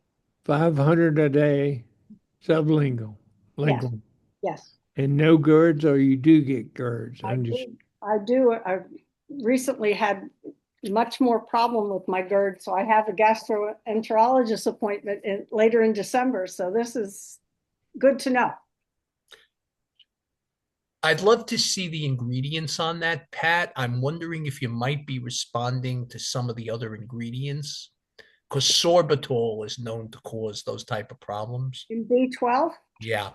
And they sometimes, I actually had to change brands when I was doing it because the sorbitol was bothering me. So I got a B12 methylcobalamin brand without it. Didn't taste as well, but I can deal with that. Okay, thank you. Okay, any other questions for the group? Yes, Mary, go ahead. Just to add on to this discussion about the B12, I think I mentioned to the group that I've been on prednisone since December 30th of 2024, and thankfully I'm tapering and going lower and lower very slowly. But my B12 levels went down. I think I was told by my rheumatologist it was due to the prednisone. Either that or I read about it on Mayo Clinic Connect in the discussion groups. But I think my doctor actually told me that that taking prednisone will reduce that. So I've been upping what I'm taking, but I'm not doing I take the kind that you swallow, but maybe I should switch, from what you're all saying. Yeah. The whole idea behind the sublingual lozenges was for people who had gastrointestinal issues to get that passive mucosal absorption. And they do formulate B12 lozenges specifically that way to ease that. So do you think I'm okay if I continue with the tablet form? You might be, but I always, in the same reason I always recommend methylcobalamin, even if people don't have any MTHFR methylation mutations, whatever base you can cover, you can, you should try and cover if you can. Mm-hmm. Hey, Rich, go ahead. Yeah, I'm glad you pronounced that word for me, Glenn, methylcobalamin, because I just ran upstairs and this is my Costco brand. I don't know if there's a glare on it, but yeah, that's where I get mine, and it's 5,000 micro. Yeah, MCG is micrograms. That's what I was guessing. Okay, so 5 milligrams, and it says 1 a day under the tongue. So great price at Costco. Not doing a commercial. I don't have stock there. You should. Okay, any other questions in the group? Kathleen, you're holding up a bottle. Hope it's not liquor. Someone give an overview of what B12 means if I don't have any knowledge of it, I've never gotten involved, when would I be concerned with it? B12 is a cofactor in numerous body metabolic functions. And again, I could talk about this for hours with the biochemistry background, but that'll just make everybody's eyes glaze over. The idea, though, is that, as I said before, it's quite easy to interfere with the absorption of under even good conditions. And a lot of people, particularly as they age, have a lot of trouble breaking it out of animal products. It's only available to humans in animal products, although that does include dairy. You can get B12 from dairy, but vegans should definitely supplement. And anybody who has any sort of problem with intrinsic factor, as Larry was talking about before, should obviously supplement as well. Now, as we were talking about before, some of the levels that are considered normal by American labs, I am rather askance about. I actually think that people with decent B12 levels should probably be in the 600s and up, the way they measure them. And certainly people have had symptoms of B12 deficiency even before they get to that 200 level. Certainly like in the 5s, the 4s, the 3s, people have neurologic symptoms, symptoms of anemia, other symptoms that you do want to try and avoid. So the reason I'm holding this up, sorry, it says that B12,000. It says adults take 1 tablet daily with water and a meal. Yeah. See, I'm not thrilled with Nature Made. I'd probably tell you to take it without the meal. But those are tablets designed to be swallowed, I take it, right? Yes. Yeah. They're not to be stuck under your tongue. And is it cyanocobalamin or methylcobalamin? I don't see, is that on the ingredients? It should be somewhere on the back of the label. Couldn't it be cyanocobalamin? I don't see that at all. It says cellulose gel, hypromellose, stearic acid, silicon dioxide, magnesium stearata, A lot of fillers in there. cross-camolose sodium. It doesn't indicate on there whether it's a methyl or a cyano form of cobalamin. Nope, it says supports brain cell function. Yes. Nature Made is inexpensive and it usually is cyanocobalamin. Yeah. I don't know where you'd find that. I think I've read you most of The this. label on the back. It's not. Yeah, Margaret says she's found it. Yeah. That's I it. see- 1,000. Do you see it? Yeah. Under supplemental facts. Yeah, I see it. Okay. Yeah. So yes, it is Cyano. cyanochromalamin. Long molecule and long name. Okay. Anyway, I don't know whether it's helping. I seem to have enough of it, according to my doctor. I had her do a blood test the last time I saw her. And I can tell I'm not getting any younger because she's electing to see me every 6 months now instead of once every eon or whatever it was in the past. Yeah. I mean, you may not have any particular trouble absorbing it gastrointestinally, Kathleen. Certainly people can do that. Yeah. But again, the next time you have to replenish that, see if you can get a methylcobalamin form. Okay. Thank you, Glenn. Okay, anyone else have a bottle they want to show? Boy, everybody's got these Everyone beach up hold up the Pepsi. Rebecca has a different take on this. Dasani. Okay, just kidding. All right. This I've is my got, oxycodone. I've been cutting them in half through the whole Okay, meeting. okay, no more bottles. No more bottles.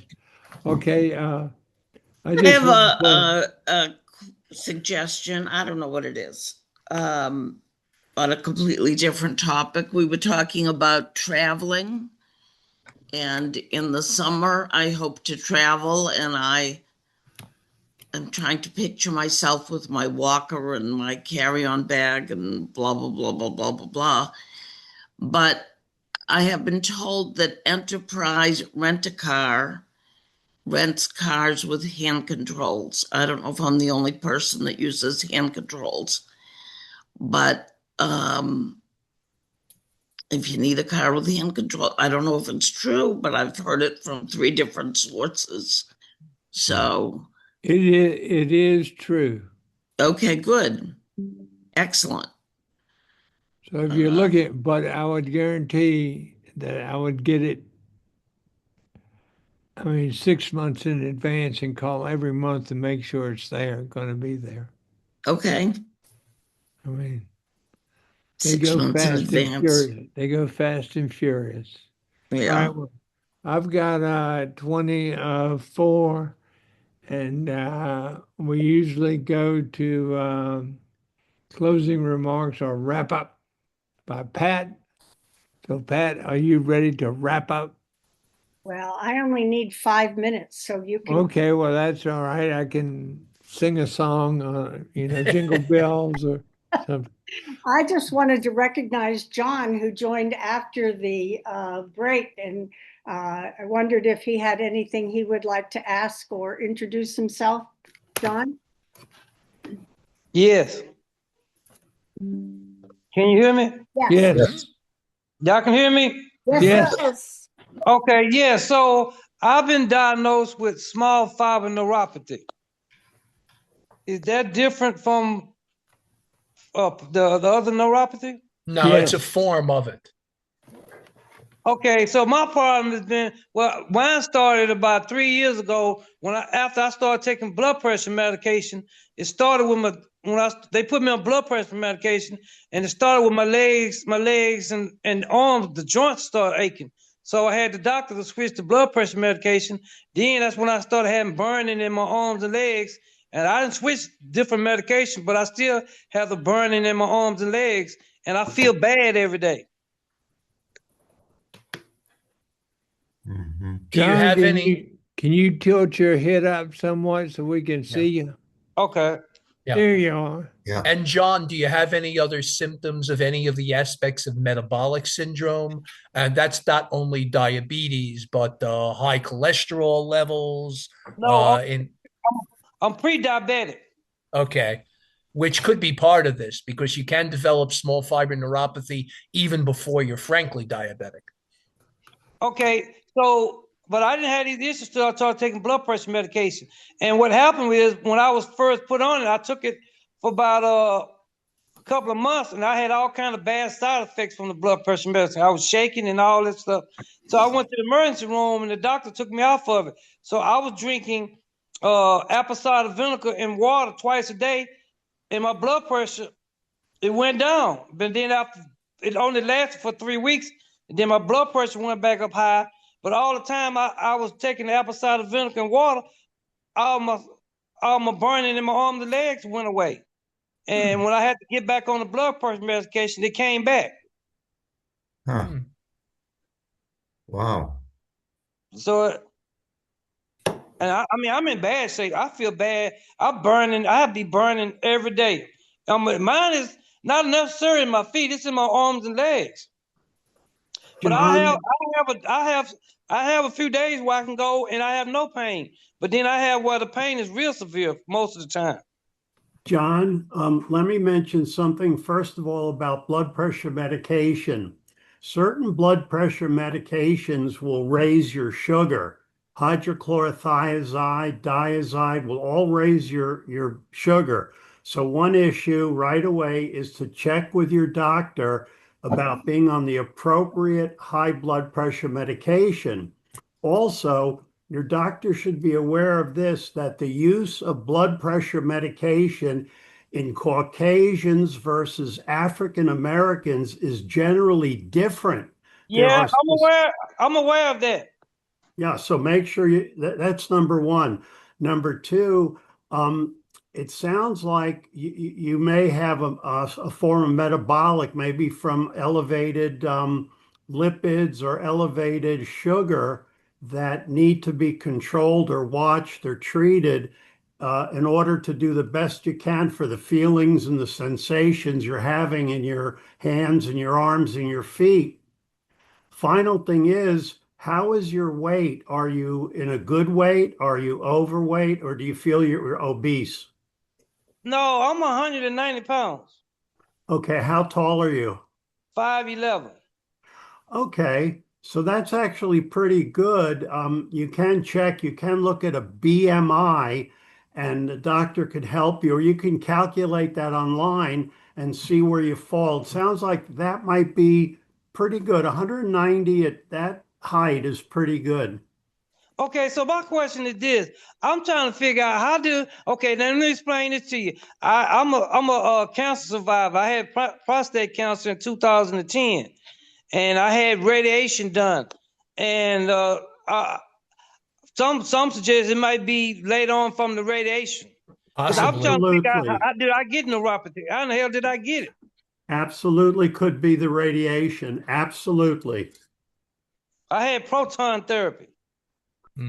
There's not much you can do except a lot of the things that we've talked about today to mitigate, to at least get through life and feel better.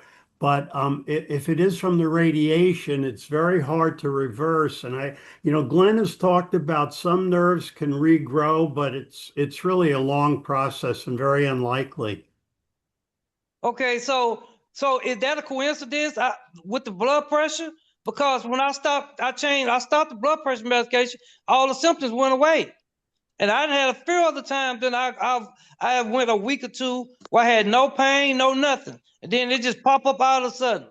I think it would be a coincidence from the blood pressure medicine, just purely coincidental.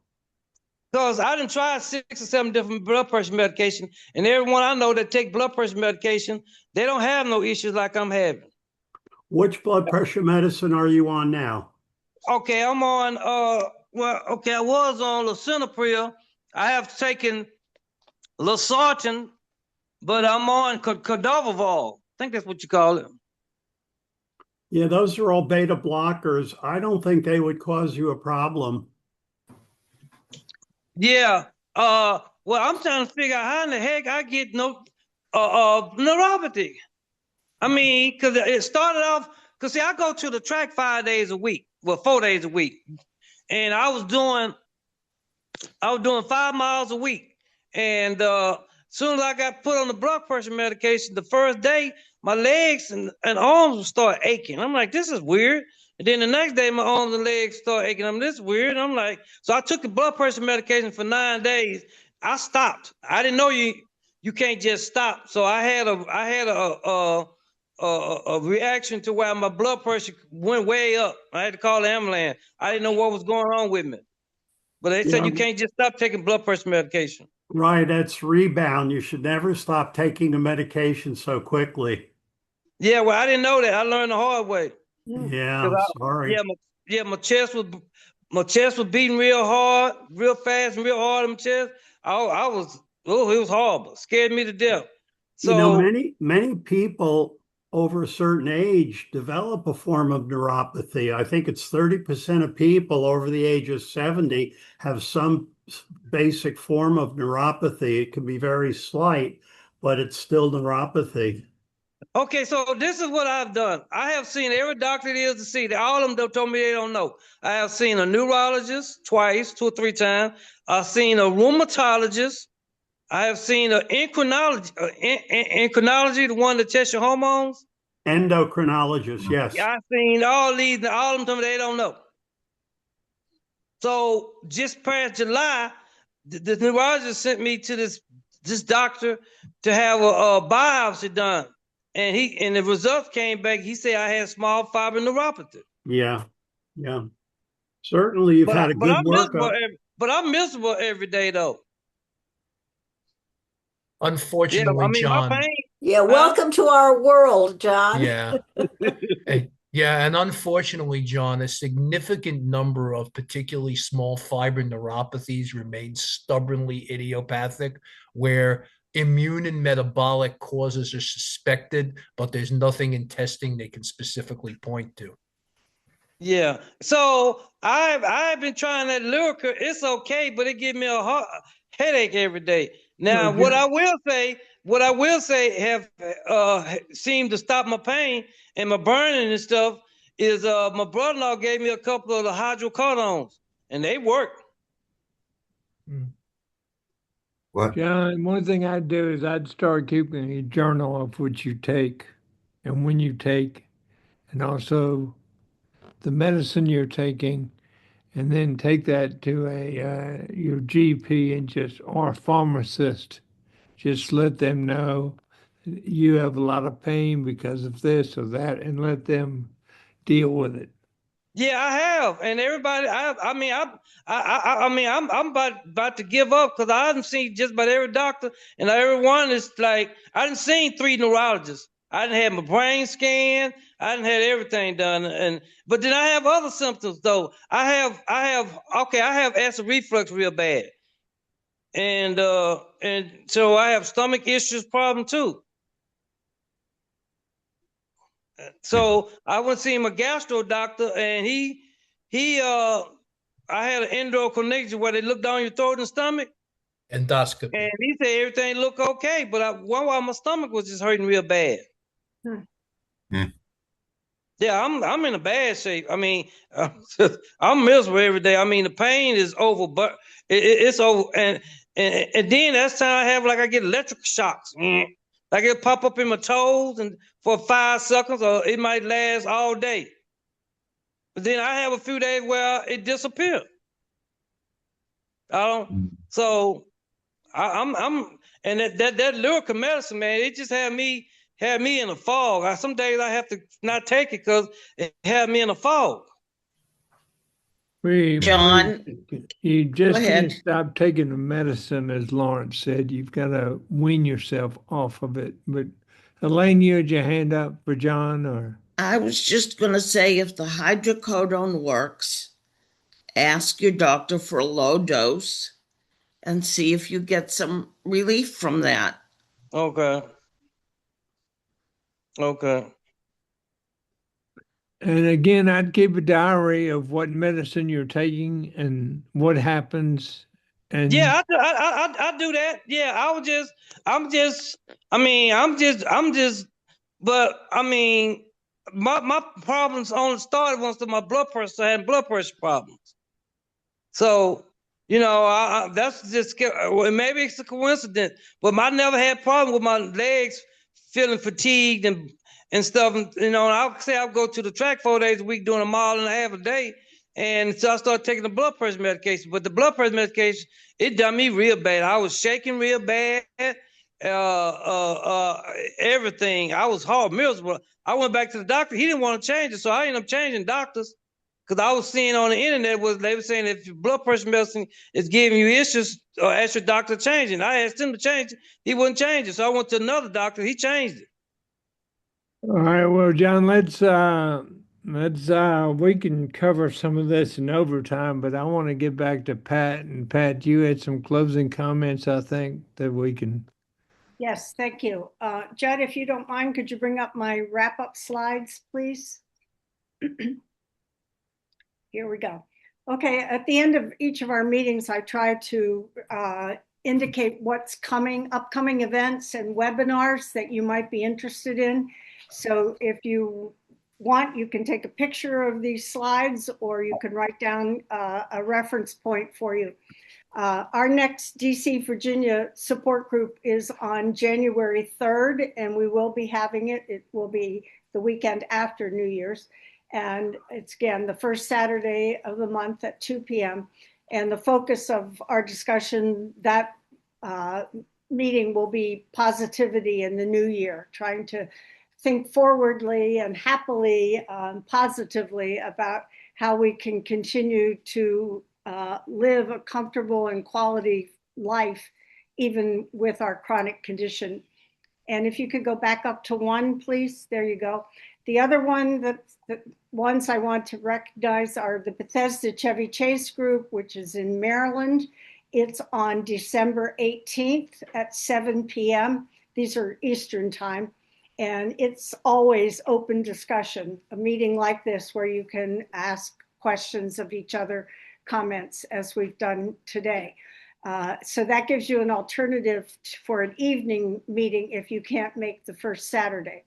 And then I'm going to ask Glenn to speak on the Western Neuropathy Association, because as he's alluded to, there are many, I think he says 9 groups that are meeting. So go ahead, Glenn, please. Yeah, and obviously I won't detail them all. We've talked about some of them already. But the best thing to do, as it says on the slide, is go to pnhelp.org so you can look up the individual groups. You know, we do have the 9 online and several that meet in person. 3 of the 9 online are general groups like this one, where people talk about all manner of different neuropathies and related issues.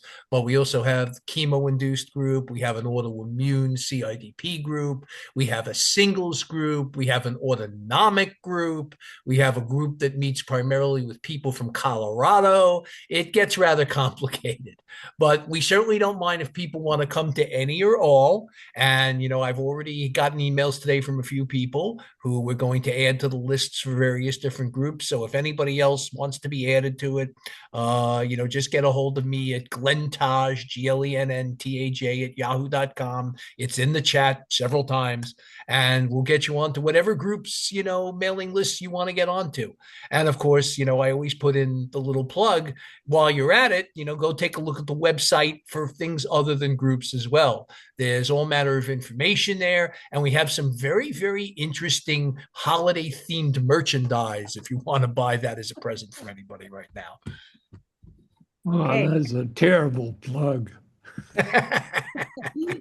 And our website is also in the chat, remembering if you want to join the group, you must go to the website and click on join to get future invitations and Zoom links. So please take a moment to do that.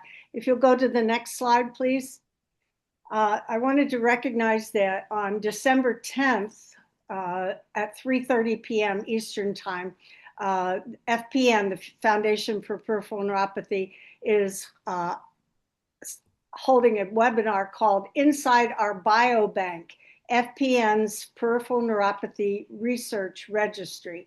And this is presented by our good friend, Dr. Amit Hope from Hopkins, and also by Adam Halper, who is one of the participants in the registry.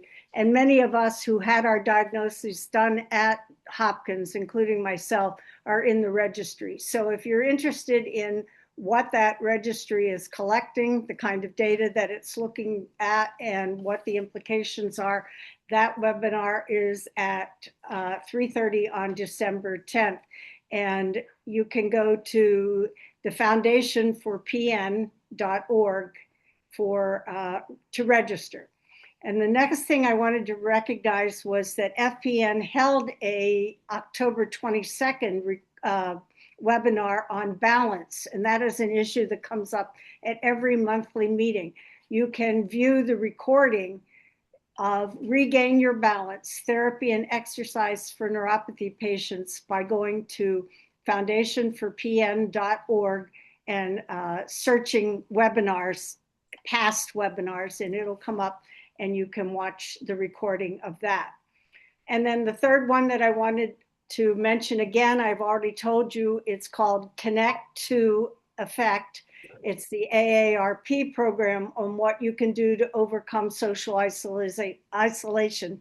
And it includes things like volunteering, making new friends, how to meet people, how to avoid scams online, just a lot of interesting information on connecting with or without a chronic pain problem, blah. And then the last thing is to please complete our exit survey. It takes 2 minutes. It will pop up immediately after you leave this meeting. And we really appreciate your feedback. It helps us plan.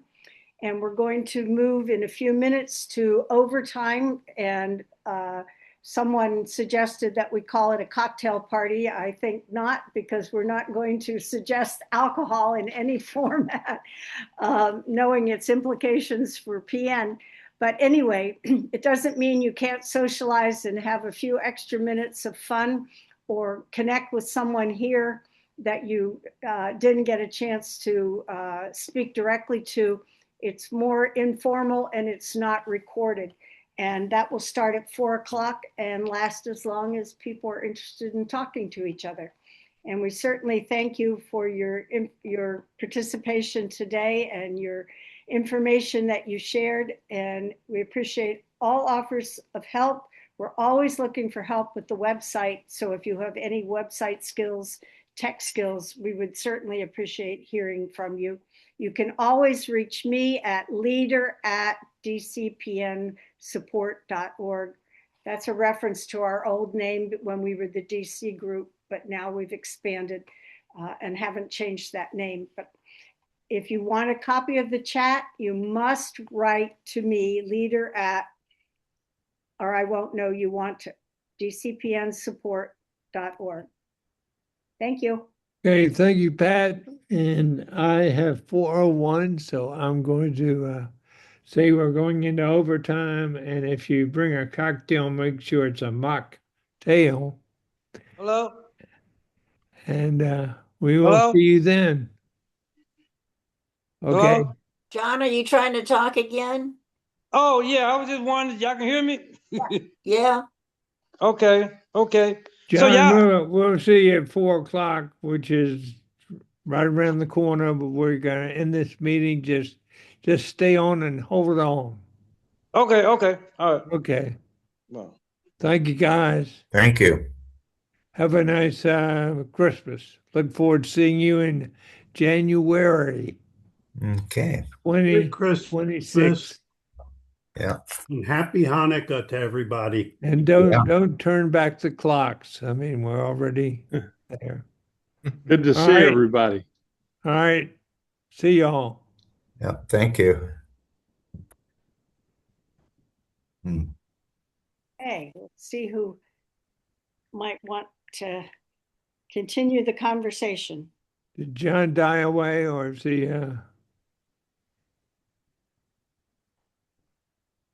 Has John think he left? left. John left the building? Yeah. Yep. Oh, dear. Maybe he didn't understand, about the Overtime. overtime follow-up. He thought we were leaving.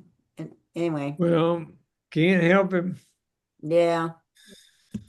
We tried. We tried. I don't know. Anyway. 403. Well, I'll just share. I had last April, I did see a neurologist as a follow-up to the testing I had done probably 6 months before, but I think it was about a 10-minute consultation. He did a quick little checking a few things here or there, looked at the report and said, yep, you got neuropathy. Why don't we schedule another meeting in a year? Yeah. I left there thinking, and he looked like Dr. Welby when he came in. He came in with his little black, little itty bitty black case. So I'm scheduled to see a sort of a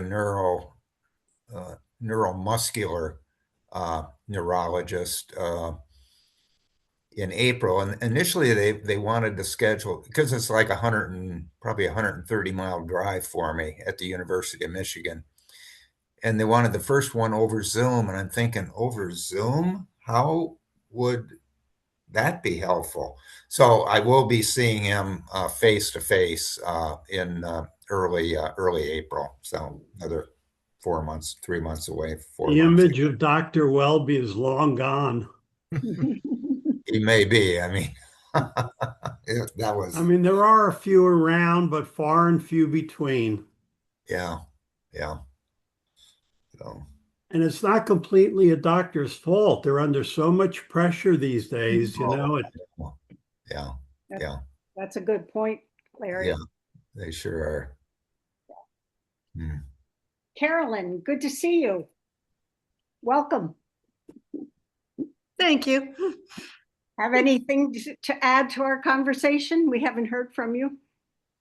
No, as always, I pick up little nuggets. I went and checked my B12 reports from a year ago, and my number was 480. So now that I know 500 is what I should be paying attention to, I think I may bring that up to my doctor next time. Yeah. More and more, I'm hearing that, and obviously Pat and I have had discussions about this. I think B12 deficiency, because of the numbers that are used, is frighteningly underdiagnosed, and people start having weird symptoms of B12 deficiency before they get anywhere near that lower end of most of those labs. So, yeah, I mean, I know if I came out with a B12 number under 6 something, and I mean, I supplement obviously, but I would get rather nervous, and I'd be pushing whoever did the test to further examine some things. So, generally, if you were absorbing well and you have a good diet and the diet is not lacking in animal products, I would tend to think your B12 levels should be mid 5s up to whatever, possibly even close to 4 digits.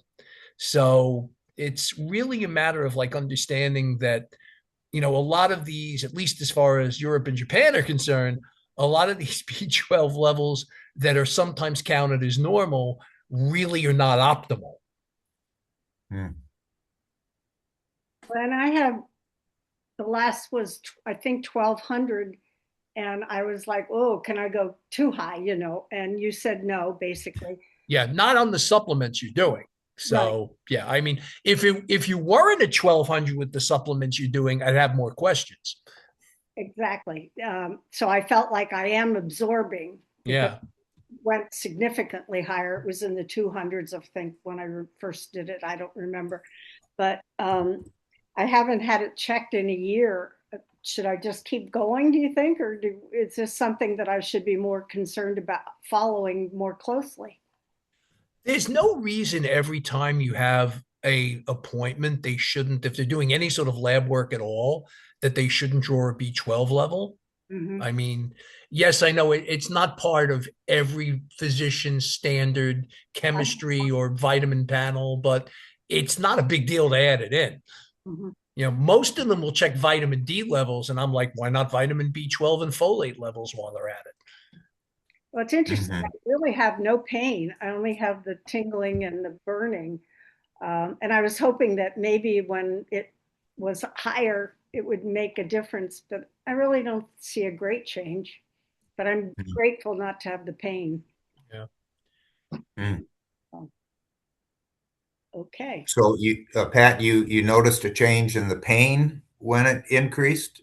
No, John, I really didn't have pain. I've never had pain. Oh, okay. I'm sorry. Yeah. No, I was hoping that it would help the numbness and the tingling. Numbness, yeah. And the Okay. burning, but it really hasn't made a major difference. But I'm still going to do it. Now I have this gastro question to ask. So Yeah. A lot of people find numbness to be equivalent to pain. It annoys you. It disturbs you. It makes the world feel different than it used to feel, and I think that's interpreted as pain by an awful lot of people. You know, someone today mentioned the nubby sock thing. And so I'm kind of the early stages. When I was diagnosed, my feet feel off, but I sometimes feel like I'm stepping on, something soft. What's the deal with the nubby socks and how it works? I have tingling in my hands. Folks, I'm going to leave. Bye. Okay. Bye, Rebecca. Is the idea of a nubby sock just that it adds more pressure points on your feet and stimulate something, or what? No, I thought Lawrence was talking about his balance. He was just saying more contact with the floor. Yeah, I was just recently in the hospital, and they make you wear knobby socks. They have little rubber, nodules on the bottom, and it does, it's definitely a factor as opposed to just common socks, which are slippery. So it's more the non-stick ones type of thing. Yep. I would say not the non-stick. The gripper.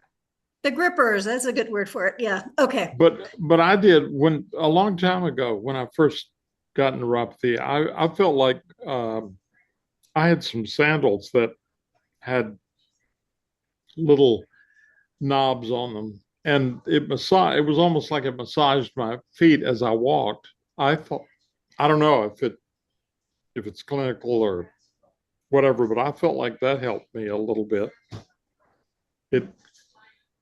It made it feel, it's sort of like that thing Larry was talking about with or I guess Mike was talking about with interpreting numbness as pain, and sometimes, I don't know, stimulation feels, even though it hurts, it feels good. It feels, for me, I don't know if anybody else feels that way. Glenn, I have another question. I've always had some pain in my toes, enough to make it hard to go to sleep. But one thing I've noticed, and it seems to be increasing, is just my feet are cold. Is that neuropathy, or is that poor blood circulation, or both, or are they interrelated, or either or both? I mean, certainly the two of them do feed off each other. Obviously, certain neuropathies, particularly diabetic and other metabolic ones, have a circulatory and ischemic component to them. So blood vessels get damaged, they damage nerves, but the blood vessel damage itself can lead to temperature feeling problems. Those things tend to reinforce each other. So it's certainly possible to have both things going on. Our circulation tends to get somewhat compromised as we get older for a lot of reasons anyway. And you stick neuropathy on top of it, especially small fiber syndromes, which can have autonomic components to them, so that these smaller fibers no longer control particularly the arterial and venous flow as well. And you can get all sorts of weird things going on. Because when I got diagnosed with peripheral neuropathy, that was now 28 years ago. I weighed not quite 100 pounds more than I do now. And though the doctors didn't say so, but within a few years, I began to lose weight. But within a few years, the doctor said, "Hey, you're pre-diabetic." So apparently, that was, where all the neurologist says, "Oh, it's idiopathic. We can't find anything wrong with you." Apparently, pre-diabetes was not widely recognized, and I don't know if it still is. I still don't know what the situation is. But a lot of the work on that was actually done at Hopkins, Mike. There was a lot of work done on pre-diabetic neuropathy for people who had dysregulated glucose, but who could not be considered frank neuropathy yet by the numbers. So, I mean, certainly if you were 100 pounds heavier then, unless you're an Olympic weightlifter, I would assume you had some degree of metabolic syndrome. I can, like Rebecca, I can lift up a can of Coke.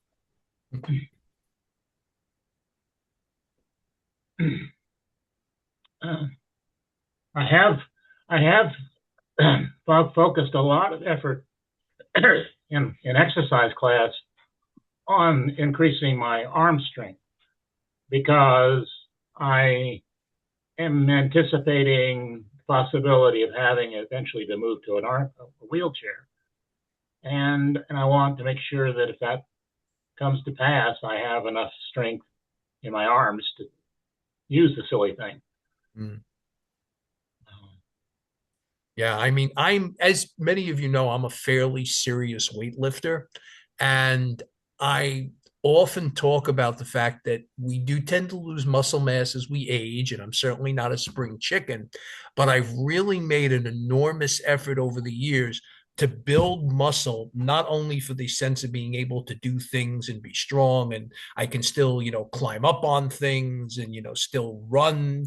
The trick with that is also muscle tends to be the least insulin resistant tissue in the body. And since there is diabetes in my family and my A1C is borderline pre-diabetic and has been for a long time, I really worked on building the muscle in order to hopefully stave off becoming frankly diabetic, and hopefully I never will.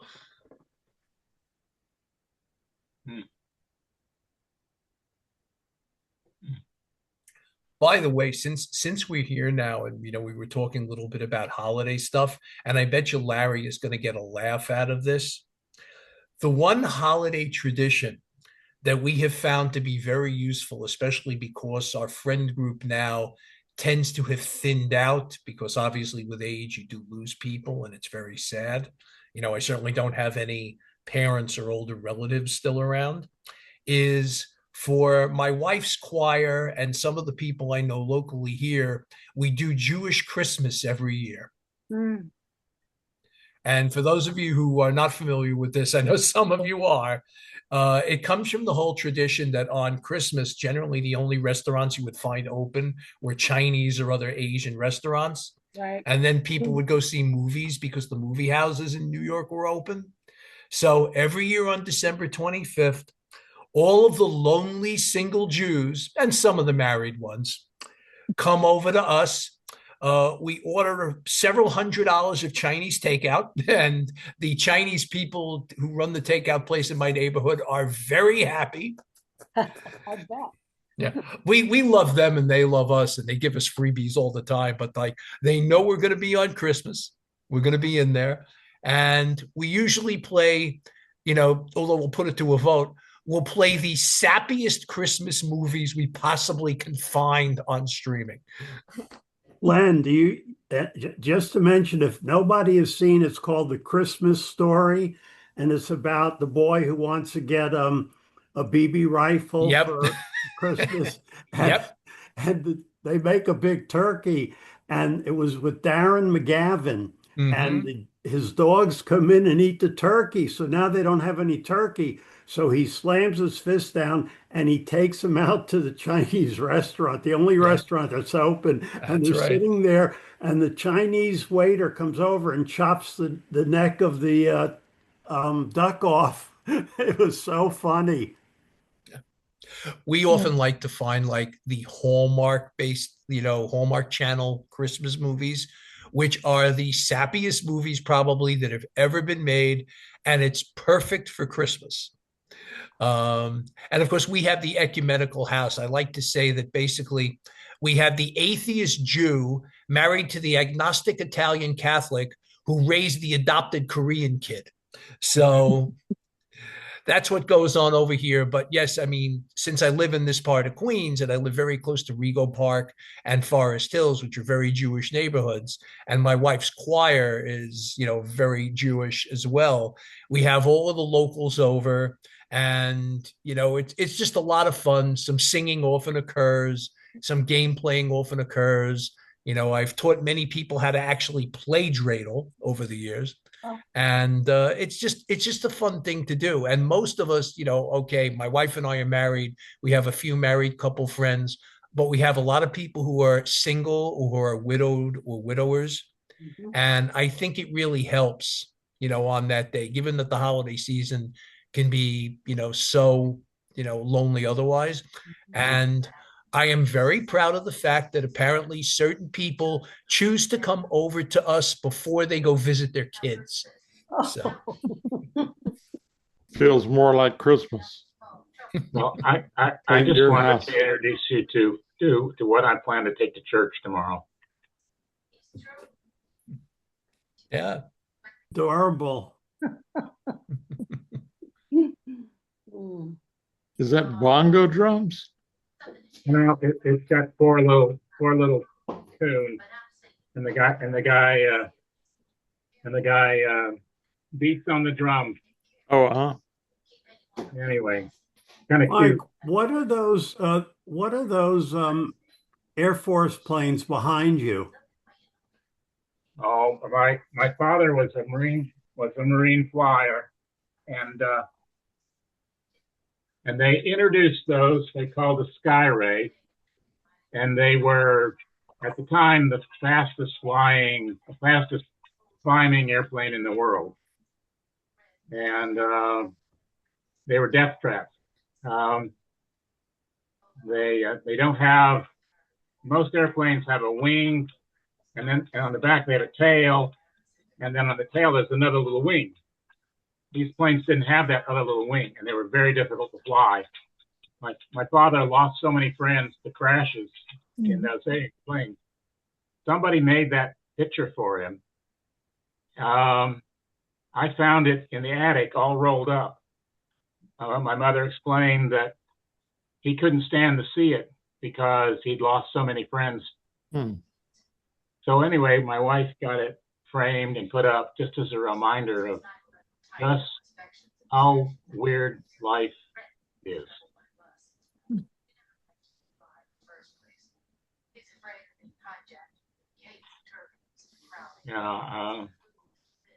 Every time I think about, you can turn your computer so it fades everything out, and every time but occasionally see people ask me about that picture, so it makes me reluctant to fade out my picture. We all have these little stories we like telling. I think Glenn is very practiced at talking about Jewish Christmas. Well, it's fun when you can get the widescreen to play the Yule log, which of course many people of Judith faith are not familiar with.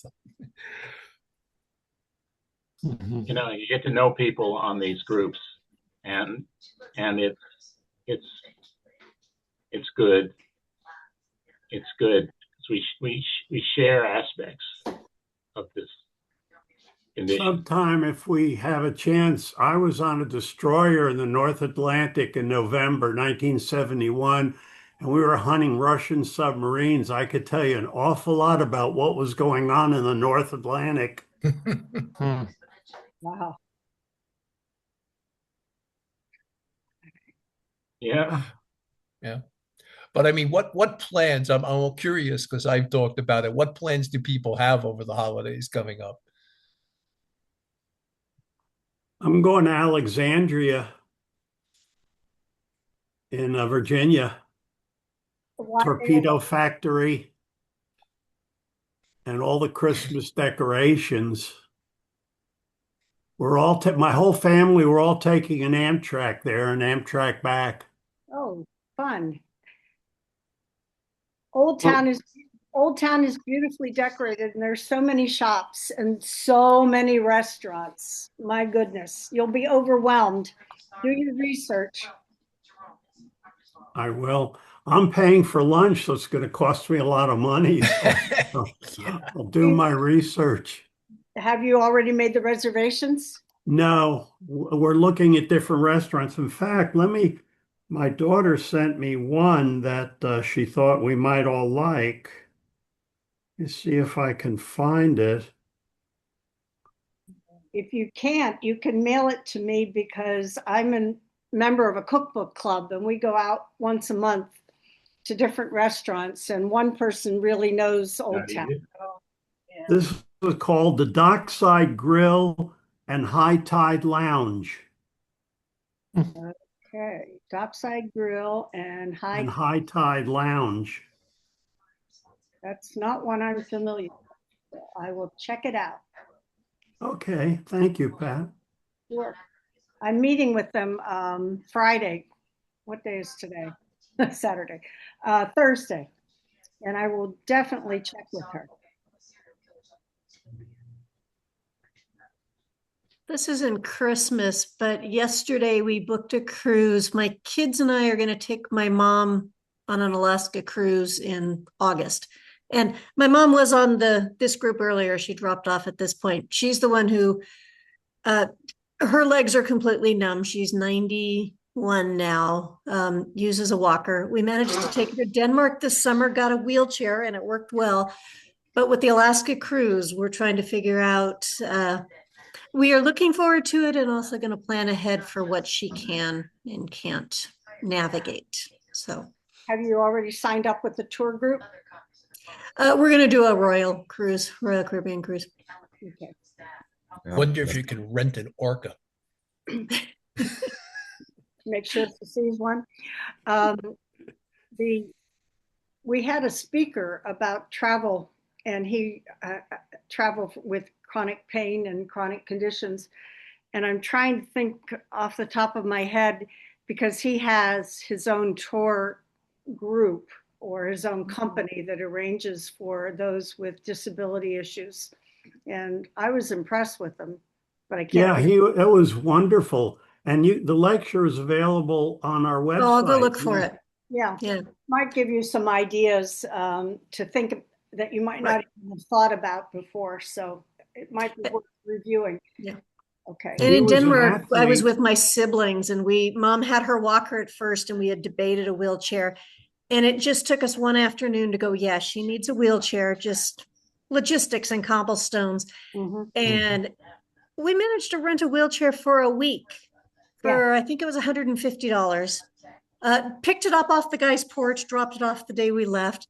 But there was one museum that was not technically handicapped accessible, but mom can still do stairs slowly. My brother carried the chair. We said, if we can get the chair up to the next level, is it okay for us to do that? They said, sure, we just don't have a lift. And so anyway, it will be a fun adventure. My mom's done a lot of cruising, but never to Alaska. So we're giving her a bucket list item. Oh, that's wonderful. That'll be a fun one.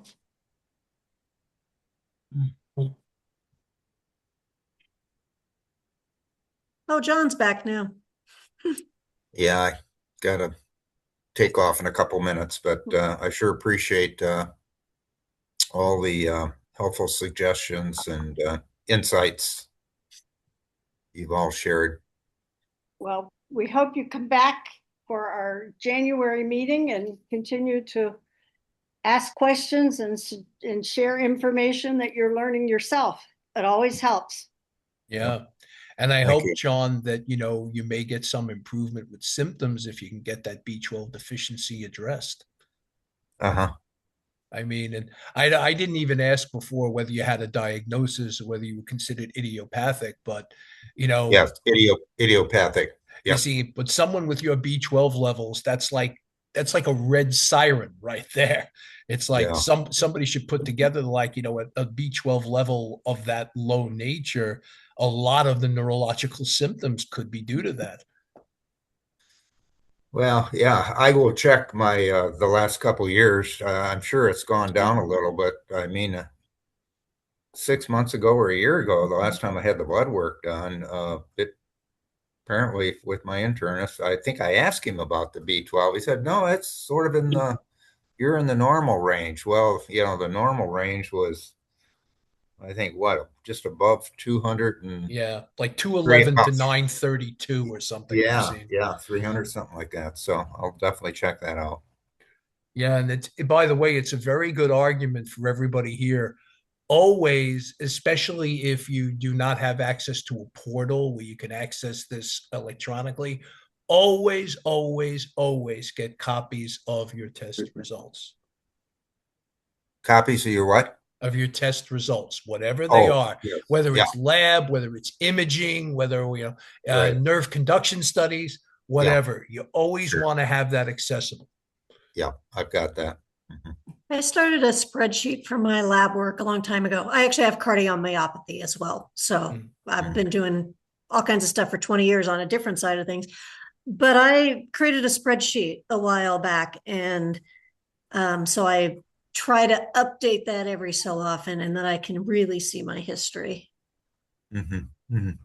I'm just curious. I had bladder cancer 6 years ago. Then I went through 15 rounds of immunotherapy over a course of about 9 months, where in each one of those sessions, they injected 50 cc's of live tuberculosis bacterium into your system for 2 hours, and then you would drink a lot of water and flush it out. But that was the protocol for the earlier stages of bladder cancer. Could that toxicity possibly been a causing factor, or? I wouldn't say no. That's odd. I'm going to have to go research that. I had not heard that as a protocol for that type of cancer. Oh, they say they've been using it for like 50 years, I think, is what, a long time. Did they mention a rationale for it? Well, I guess the rationale was to make sure after the surgery that,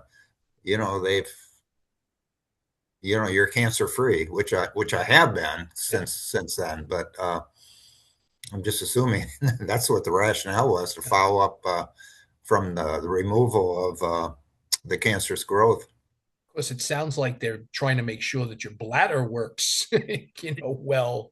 Yeah. With that. Yeah. It's probably part of it. Certainly, unfortunately, almost all of the chemotherapeutic agents that were developed early on, when a lot of them were being developed in the 70s and 80s, were notoriously neurotoxic. And it was actually very easy to see because people were reporting all sorts of neurological symptoms, not just neuropathy, but brain fog and, certainly myopathies, muscle wasting and things like that. The newer generation of cancer drugs are somewhat better, but still almost anything that's based upon a heavy metal or a number of the other, agents that are designed to deliver toxic doses to cancer cells can have neurological effects.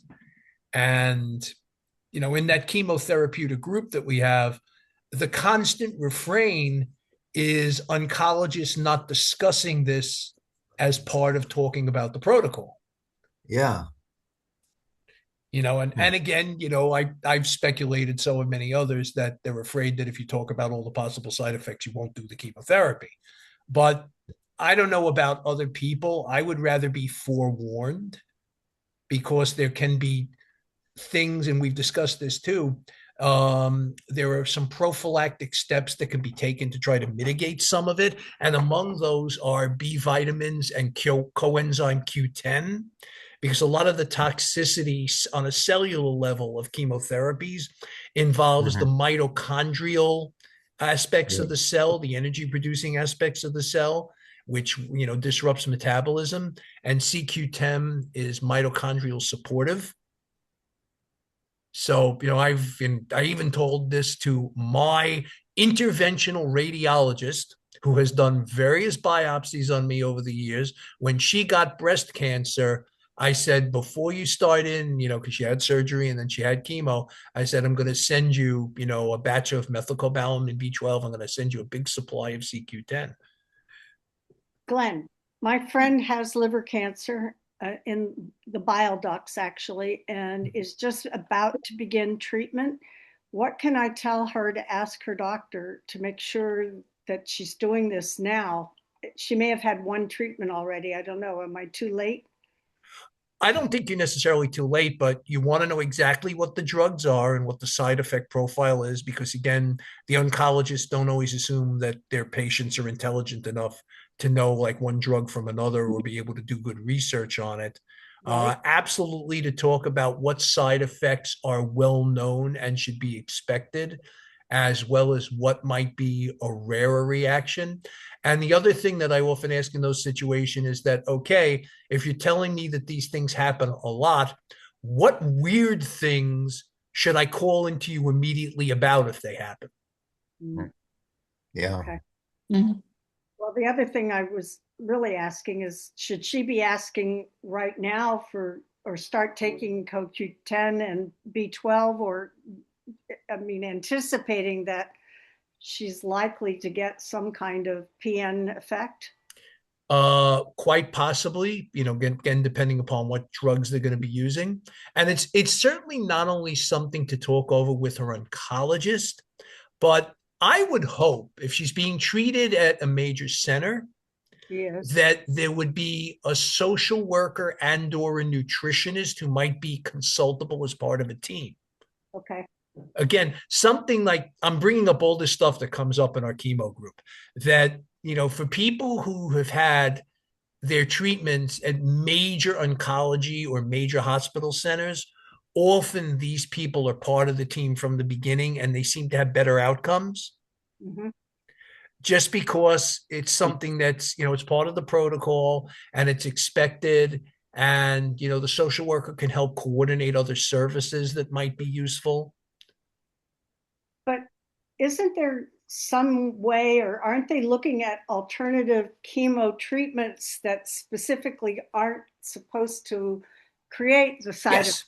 Right. Yeah. But you know what the trade-off is? They tend not to be as toxic to the cancer cells. Oh. Maybe one day they'll hit on something. And with immunotherapies, I think that's a promising realm for this, where they can very specifically target the cancer cells while leaving the other cells that aren't cancerous more or less intact. Right. And that they can unleash the immune system to recognize and attack those. So that's a very promising area of treatment. But, just like we say with a lot of AI, the bugs are not all worked out yet. And Carolyn, I found the information on this person who spoke with us about traveling with disabilities. If you give me your email, I can't do it in chat anymore because it's closed. But if you send me or tell me right now your email, I can send you his information. The chat's not. Well, I couldn't type anything. You couldn't post anything in chat? Chat's not closed. Hang on. Well, my email is easy, Carolyn A. Wetzel at Gmail. Okay. And we've exchanged a few, so you should be able to find me. Gotcha. All right. Thanks. Mm-hmm. I typed it out and it's not letting me send it, so I don't know what to tell you guys. Now, whatever. Yeah, because I just got a little test chat into the chat. Well- Yep. Michelle did. Well, I spell it wrong, but on my phone poking. Yeah. Try again. Michelle's going to have a tryst. If only, right? I wanted to say though, you all have been really helpful and resourceful. I'm glad I came to this meeting because I feel like, first of all, just hearing other people's stories makes me feel less alone. But there are resources, and that I hadn't thought about, and y'all seem really friendly and have a sense of humor, and that's great too. So thanks to everybody who's left here. Good, Michelle. Thank you for joining Quite us. welcome. And yes, you have to have a sense of humor about this, because if you don't, you're going to wind up basically climbing a tower, if you can still do it with your feet, with a rifle and shooting half the medical establishment. So, and it is a problem. Finding good doctors is a problem. And some of us are fortunate to live in major metropolitan areas where at least there's a choice. But again, and this comes up in groups as well, for people who are in more rural areas, we have people from all across the country who just can't find a specialist, or if they can find a specialist, it's a year to an appointment. And I don't know what we do for those people. I really don't. I'm looking to basically blow up the whole system and start again anyway. Because if we had to come up with a medical system and insurance system like we have now, nobody would have planned for that. Nobody would have said, yeah, this is a good idea. But I'm not sure at this point how we get some of those people in, further out there to, have the services they need, even as far as getting diagnostic stuff done. I've been quoted a lot saying that you tend to be a lot more idiopathic at the corner neurology office than you are at a tertiary center. Yeah, I'm in Southern Oregon. I was diagnosed. I went to a podiatrist and I did get the muscle testing. So I got the diagnosis. But pretty much I've been told I won't be able to see anyone here. We have so few people, and I'm not symptoms or anything else getting an appointment, getting anyone to refer me to a neurologist. I'd probably have to go to Portland, which is almost 5 hours away. It's a lot. So, in fact, our local Ashland hospital has been just notified that it's closing in 6 months. It's going to be a satellite center from Medford, which is 15 minutes down the road, 20 minutes, but still, wow. Everything is kind of disappearing here in a smaller rural community. And I will say, for my heart stuff, I went to Stanford. So. You're north of Boston, is that right? I'm in Southern Oregon. Oh, Oregon. Yeah. Mm-hmm. Oh. She's in a rather... That's close to Boston, isn't it? Yeah, sure. Depends which Ashland you want. My mom lives in Virginia. I found this group for her and her peripheral neuropathies in a different space than mine. I happened to get tested a year ago because my feet were feeling strange. And because of what she has been going through, I got tested. I thought it was going to be a baseline something or nothing. Mm-hmm. And I was diagnosed with moderate neuropathy in my feet. Yeah. Go figure. Well, you've been warned. Stay physically active, and computers are not your friend. I wonder though, Carolyn, if both you and your mother have this, are your symptoms similar enough to suspect any sort of hereditary component? Less likely. Hers most likely is from her back and issues with that got deferred so long. Last year, the year before, she finally found a neuropathy specialist who said, I could fix this with surgery. And you're 90 years old. How, where's the trade-off of the level? He felt confident, but there was the risk. And at that point, she opted not to do it. So, however, my heart condition, my mom's identical twin sister has the same thing. So you never know. There are so many And Huh. you've been tested for HATTR amyloidosis? What's that one? People who have cardiomyopathy, it's actually funny because on a lot of the streaming services, there's been a lot of commercials for a new drug that they're using for this these days. It's a form of amyloidosis which involves the production through rogue blood cells of solid tendrils that collect in organs and disrupt their function. And there's a hereditary form, there's also an acquired form, that they refer to as antitrizretherin amyloidosis that is fairly rare, although it's probably underdiagnosed, but it has a cluster of symptoms that include cardiomyopathy, peripheral neuropathy, disruptions in autonomic function. And it's a very simple blood test to do that. But I just wonder about these things because in one of our other groups, we had someone with similar symptoms that came back with a positive diagnosis from the blood test. Say the name of it again. Think of it at HATTR. HATTR. Yeah, because it's easier than spelling out the whole thing. Yeah. You can actually, if you put that into a Google search bar, you can actually see what they say about it. Okay.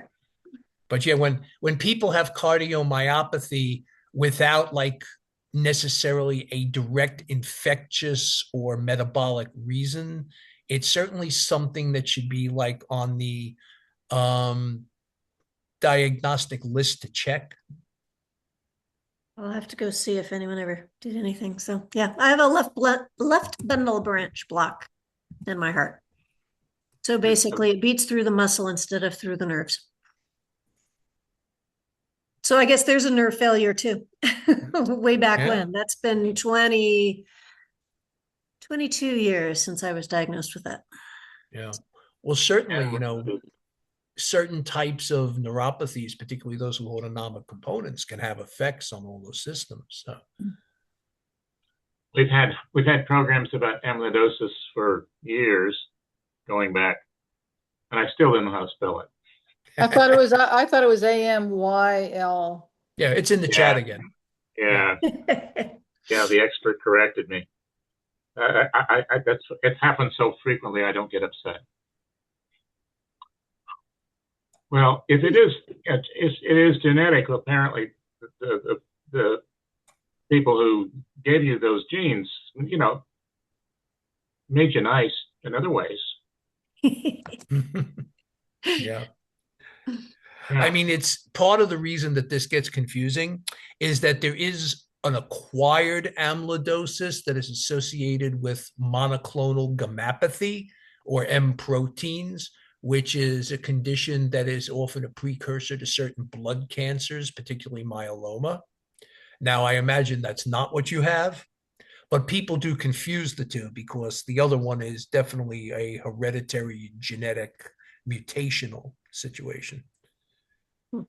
And both of them can lead to neuropathy because the tendrils interrupt nerve function. Yeah. I just put something in the chat. I just wanted to point out that if you want to get to our YouTube channel, you search for YouTube and then Peripheral Neuropathy Support Network. And you'll need the quotes around it because otherwise it'll send you off to, you know, lots of different things.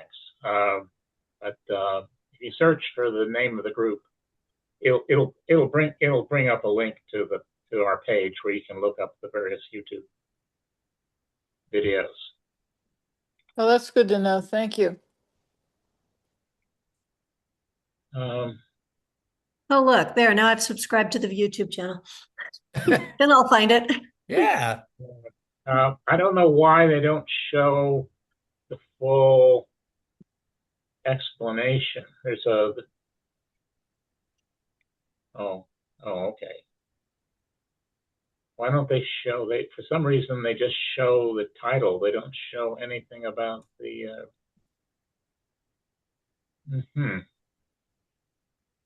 they don't show the little write-up that says this is what it's all about. I'm a little surprised.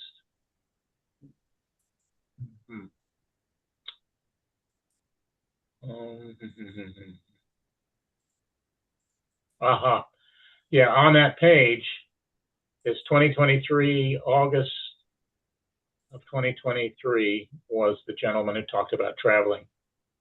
And it's got the information how to get a hold of him.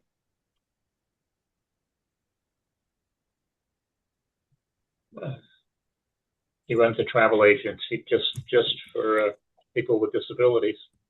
And of course, the advantage there, he knows what all the problems are with traveling. So he's in position to say, well, you can do this to avoid that.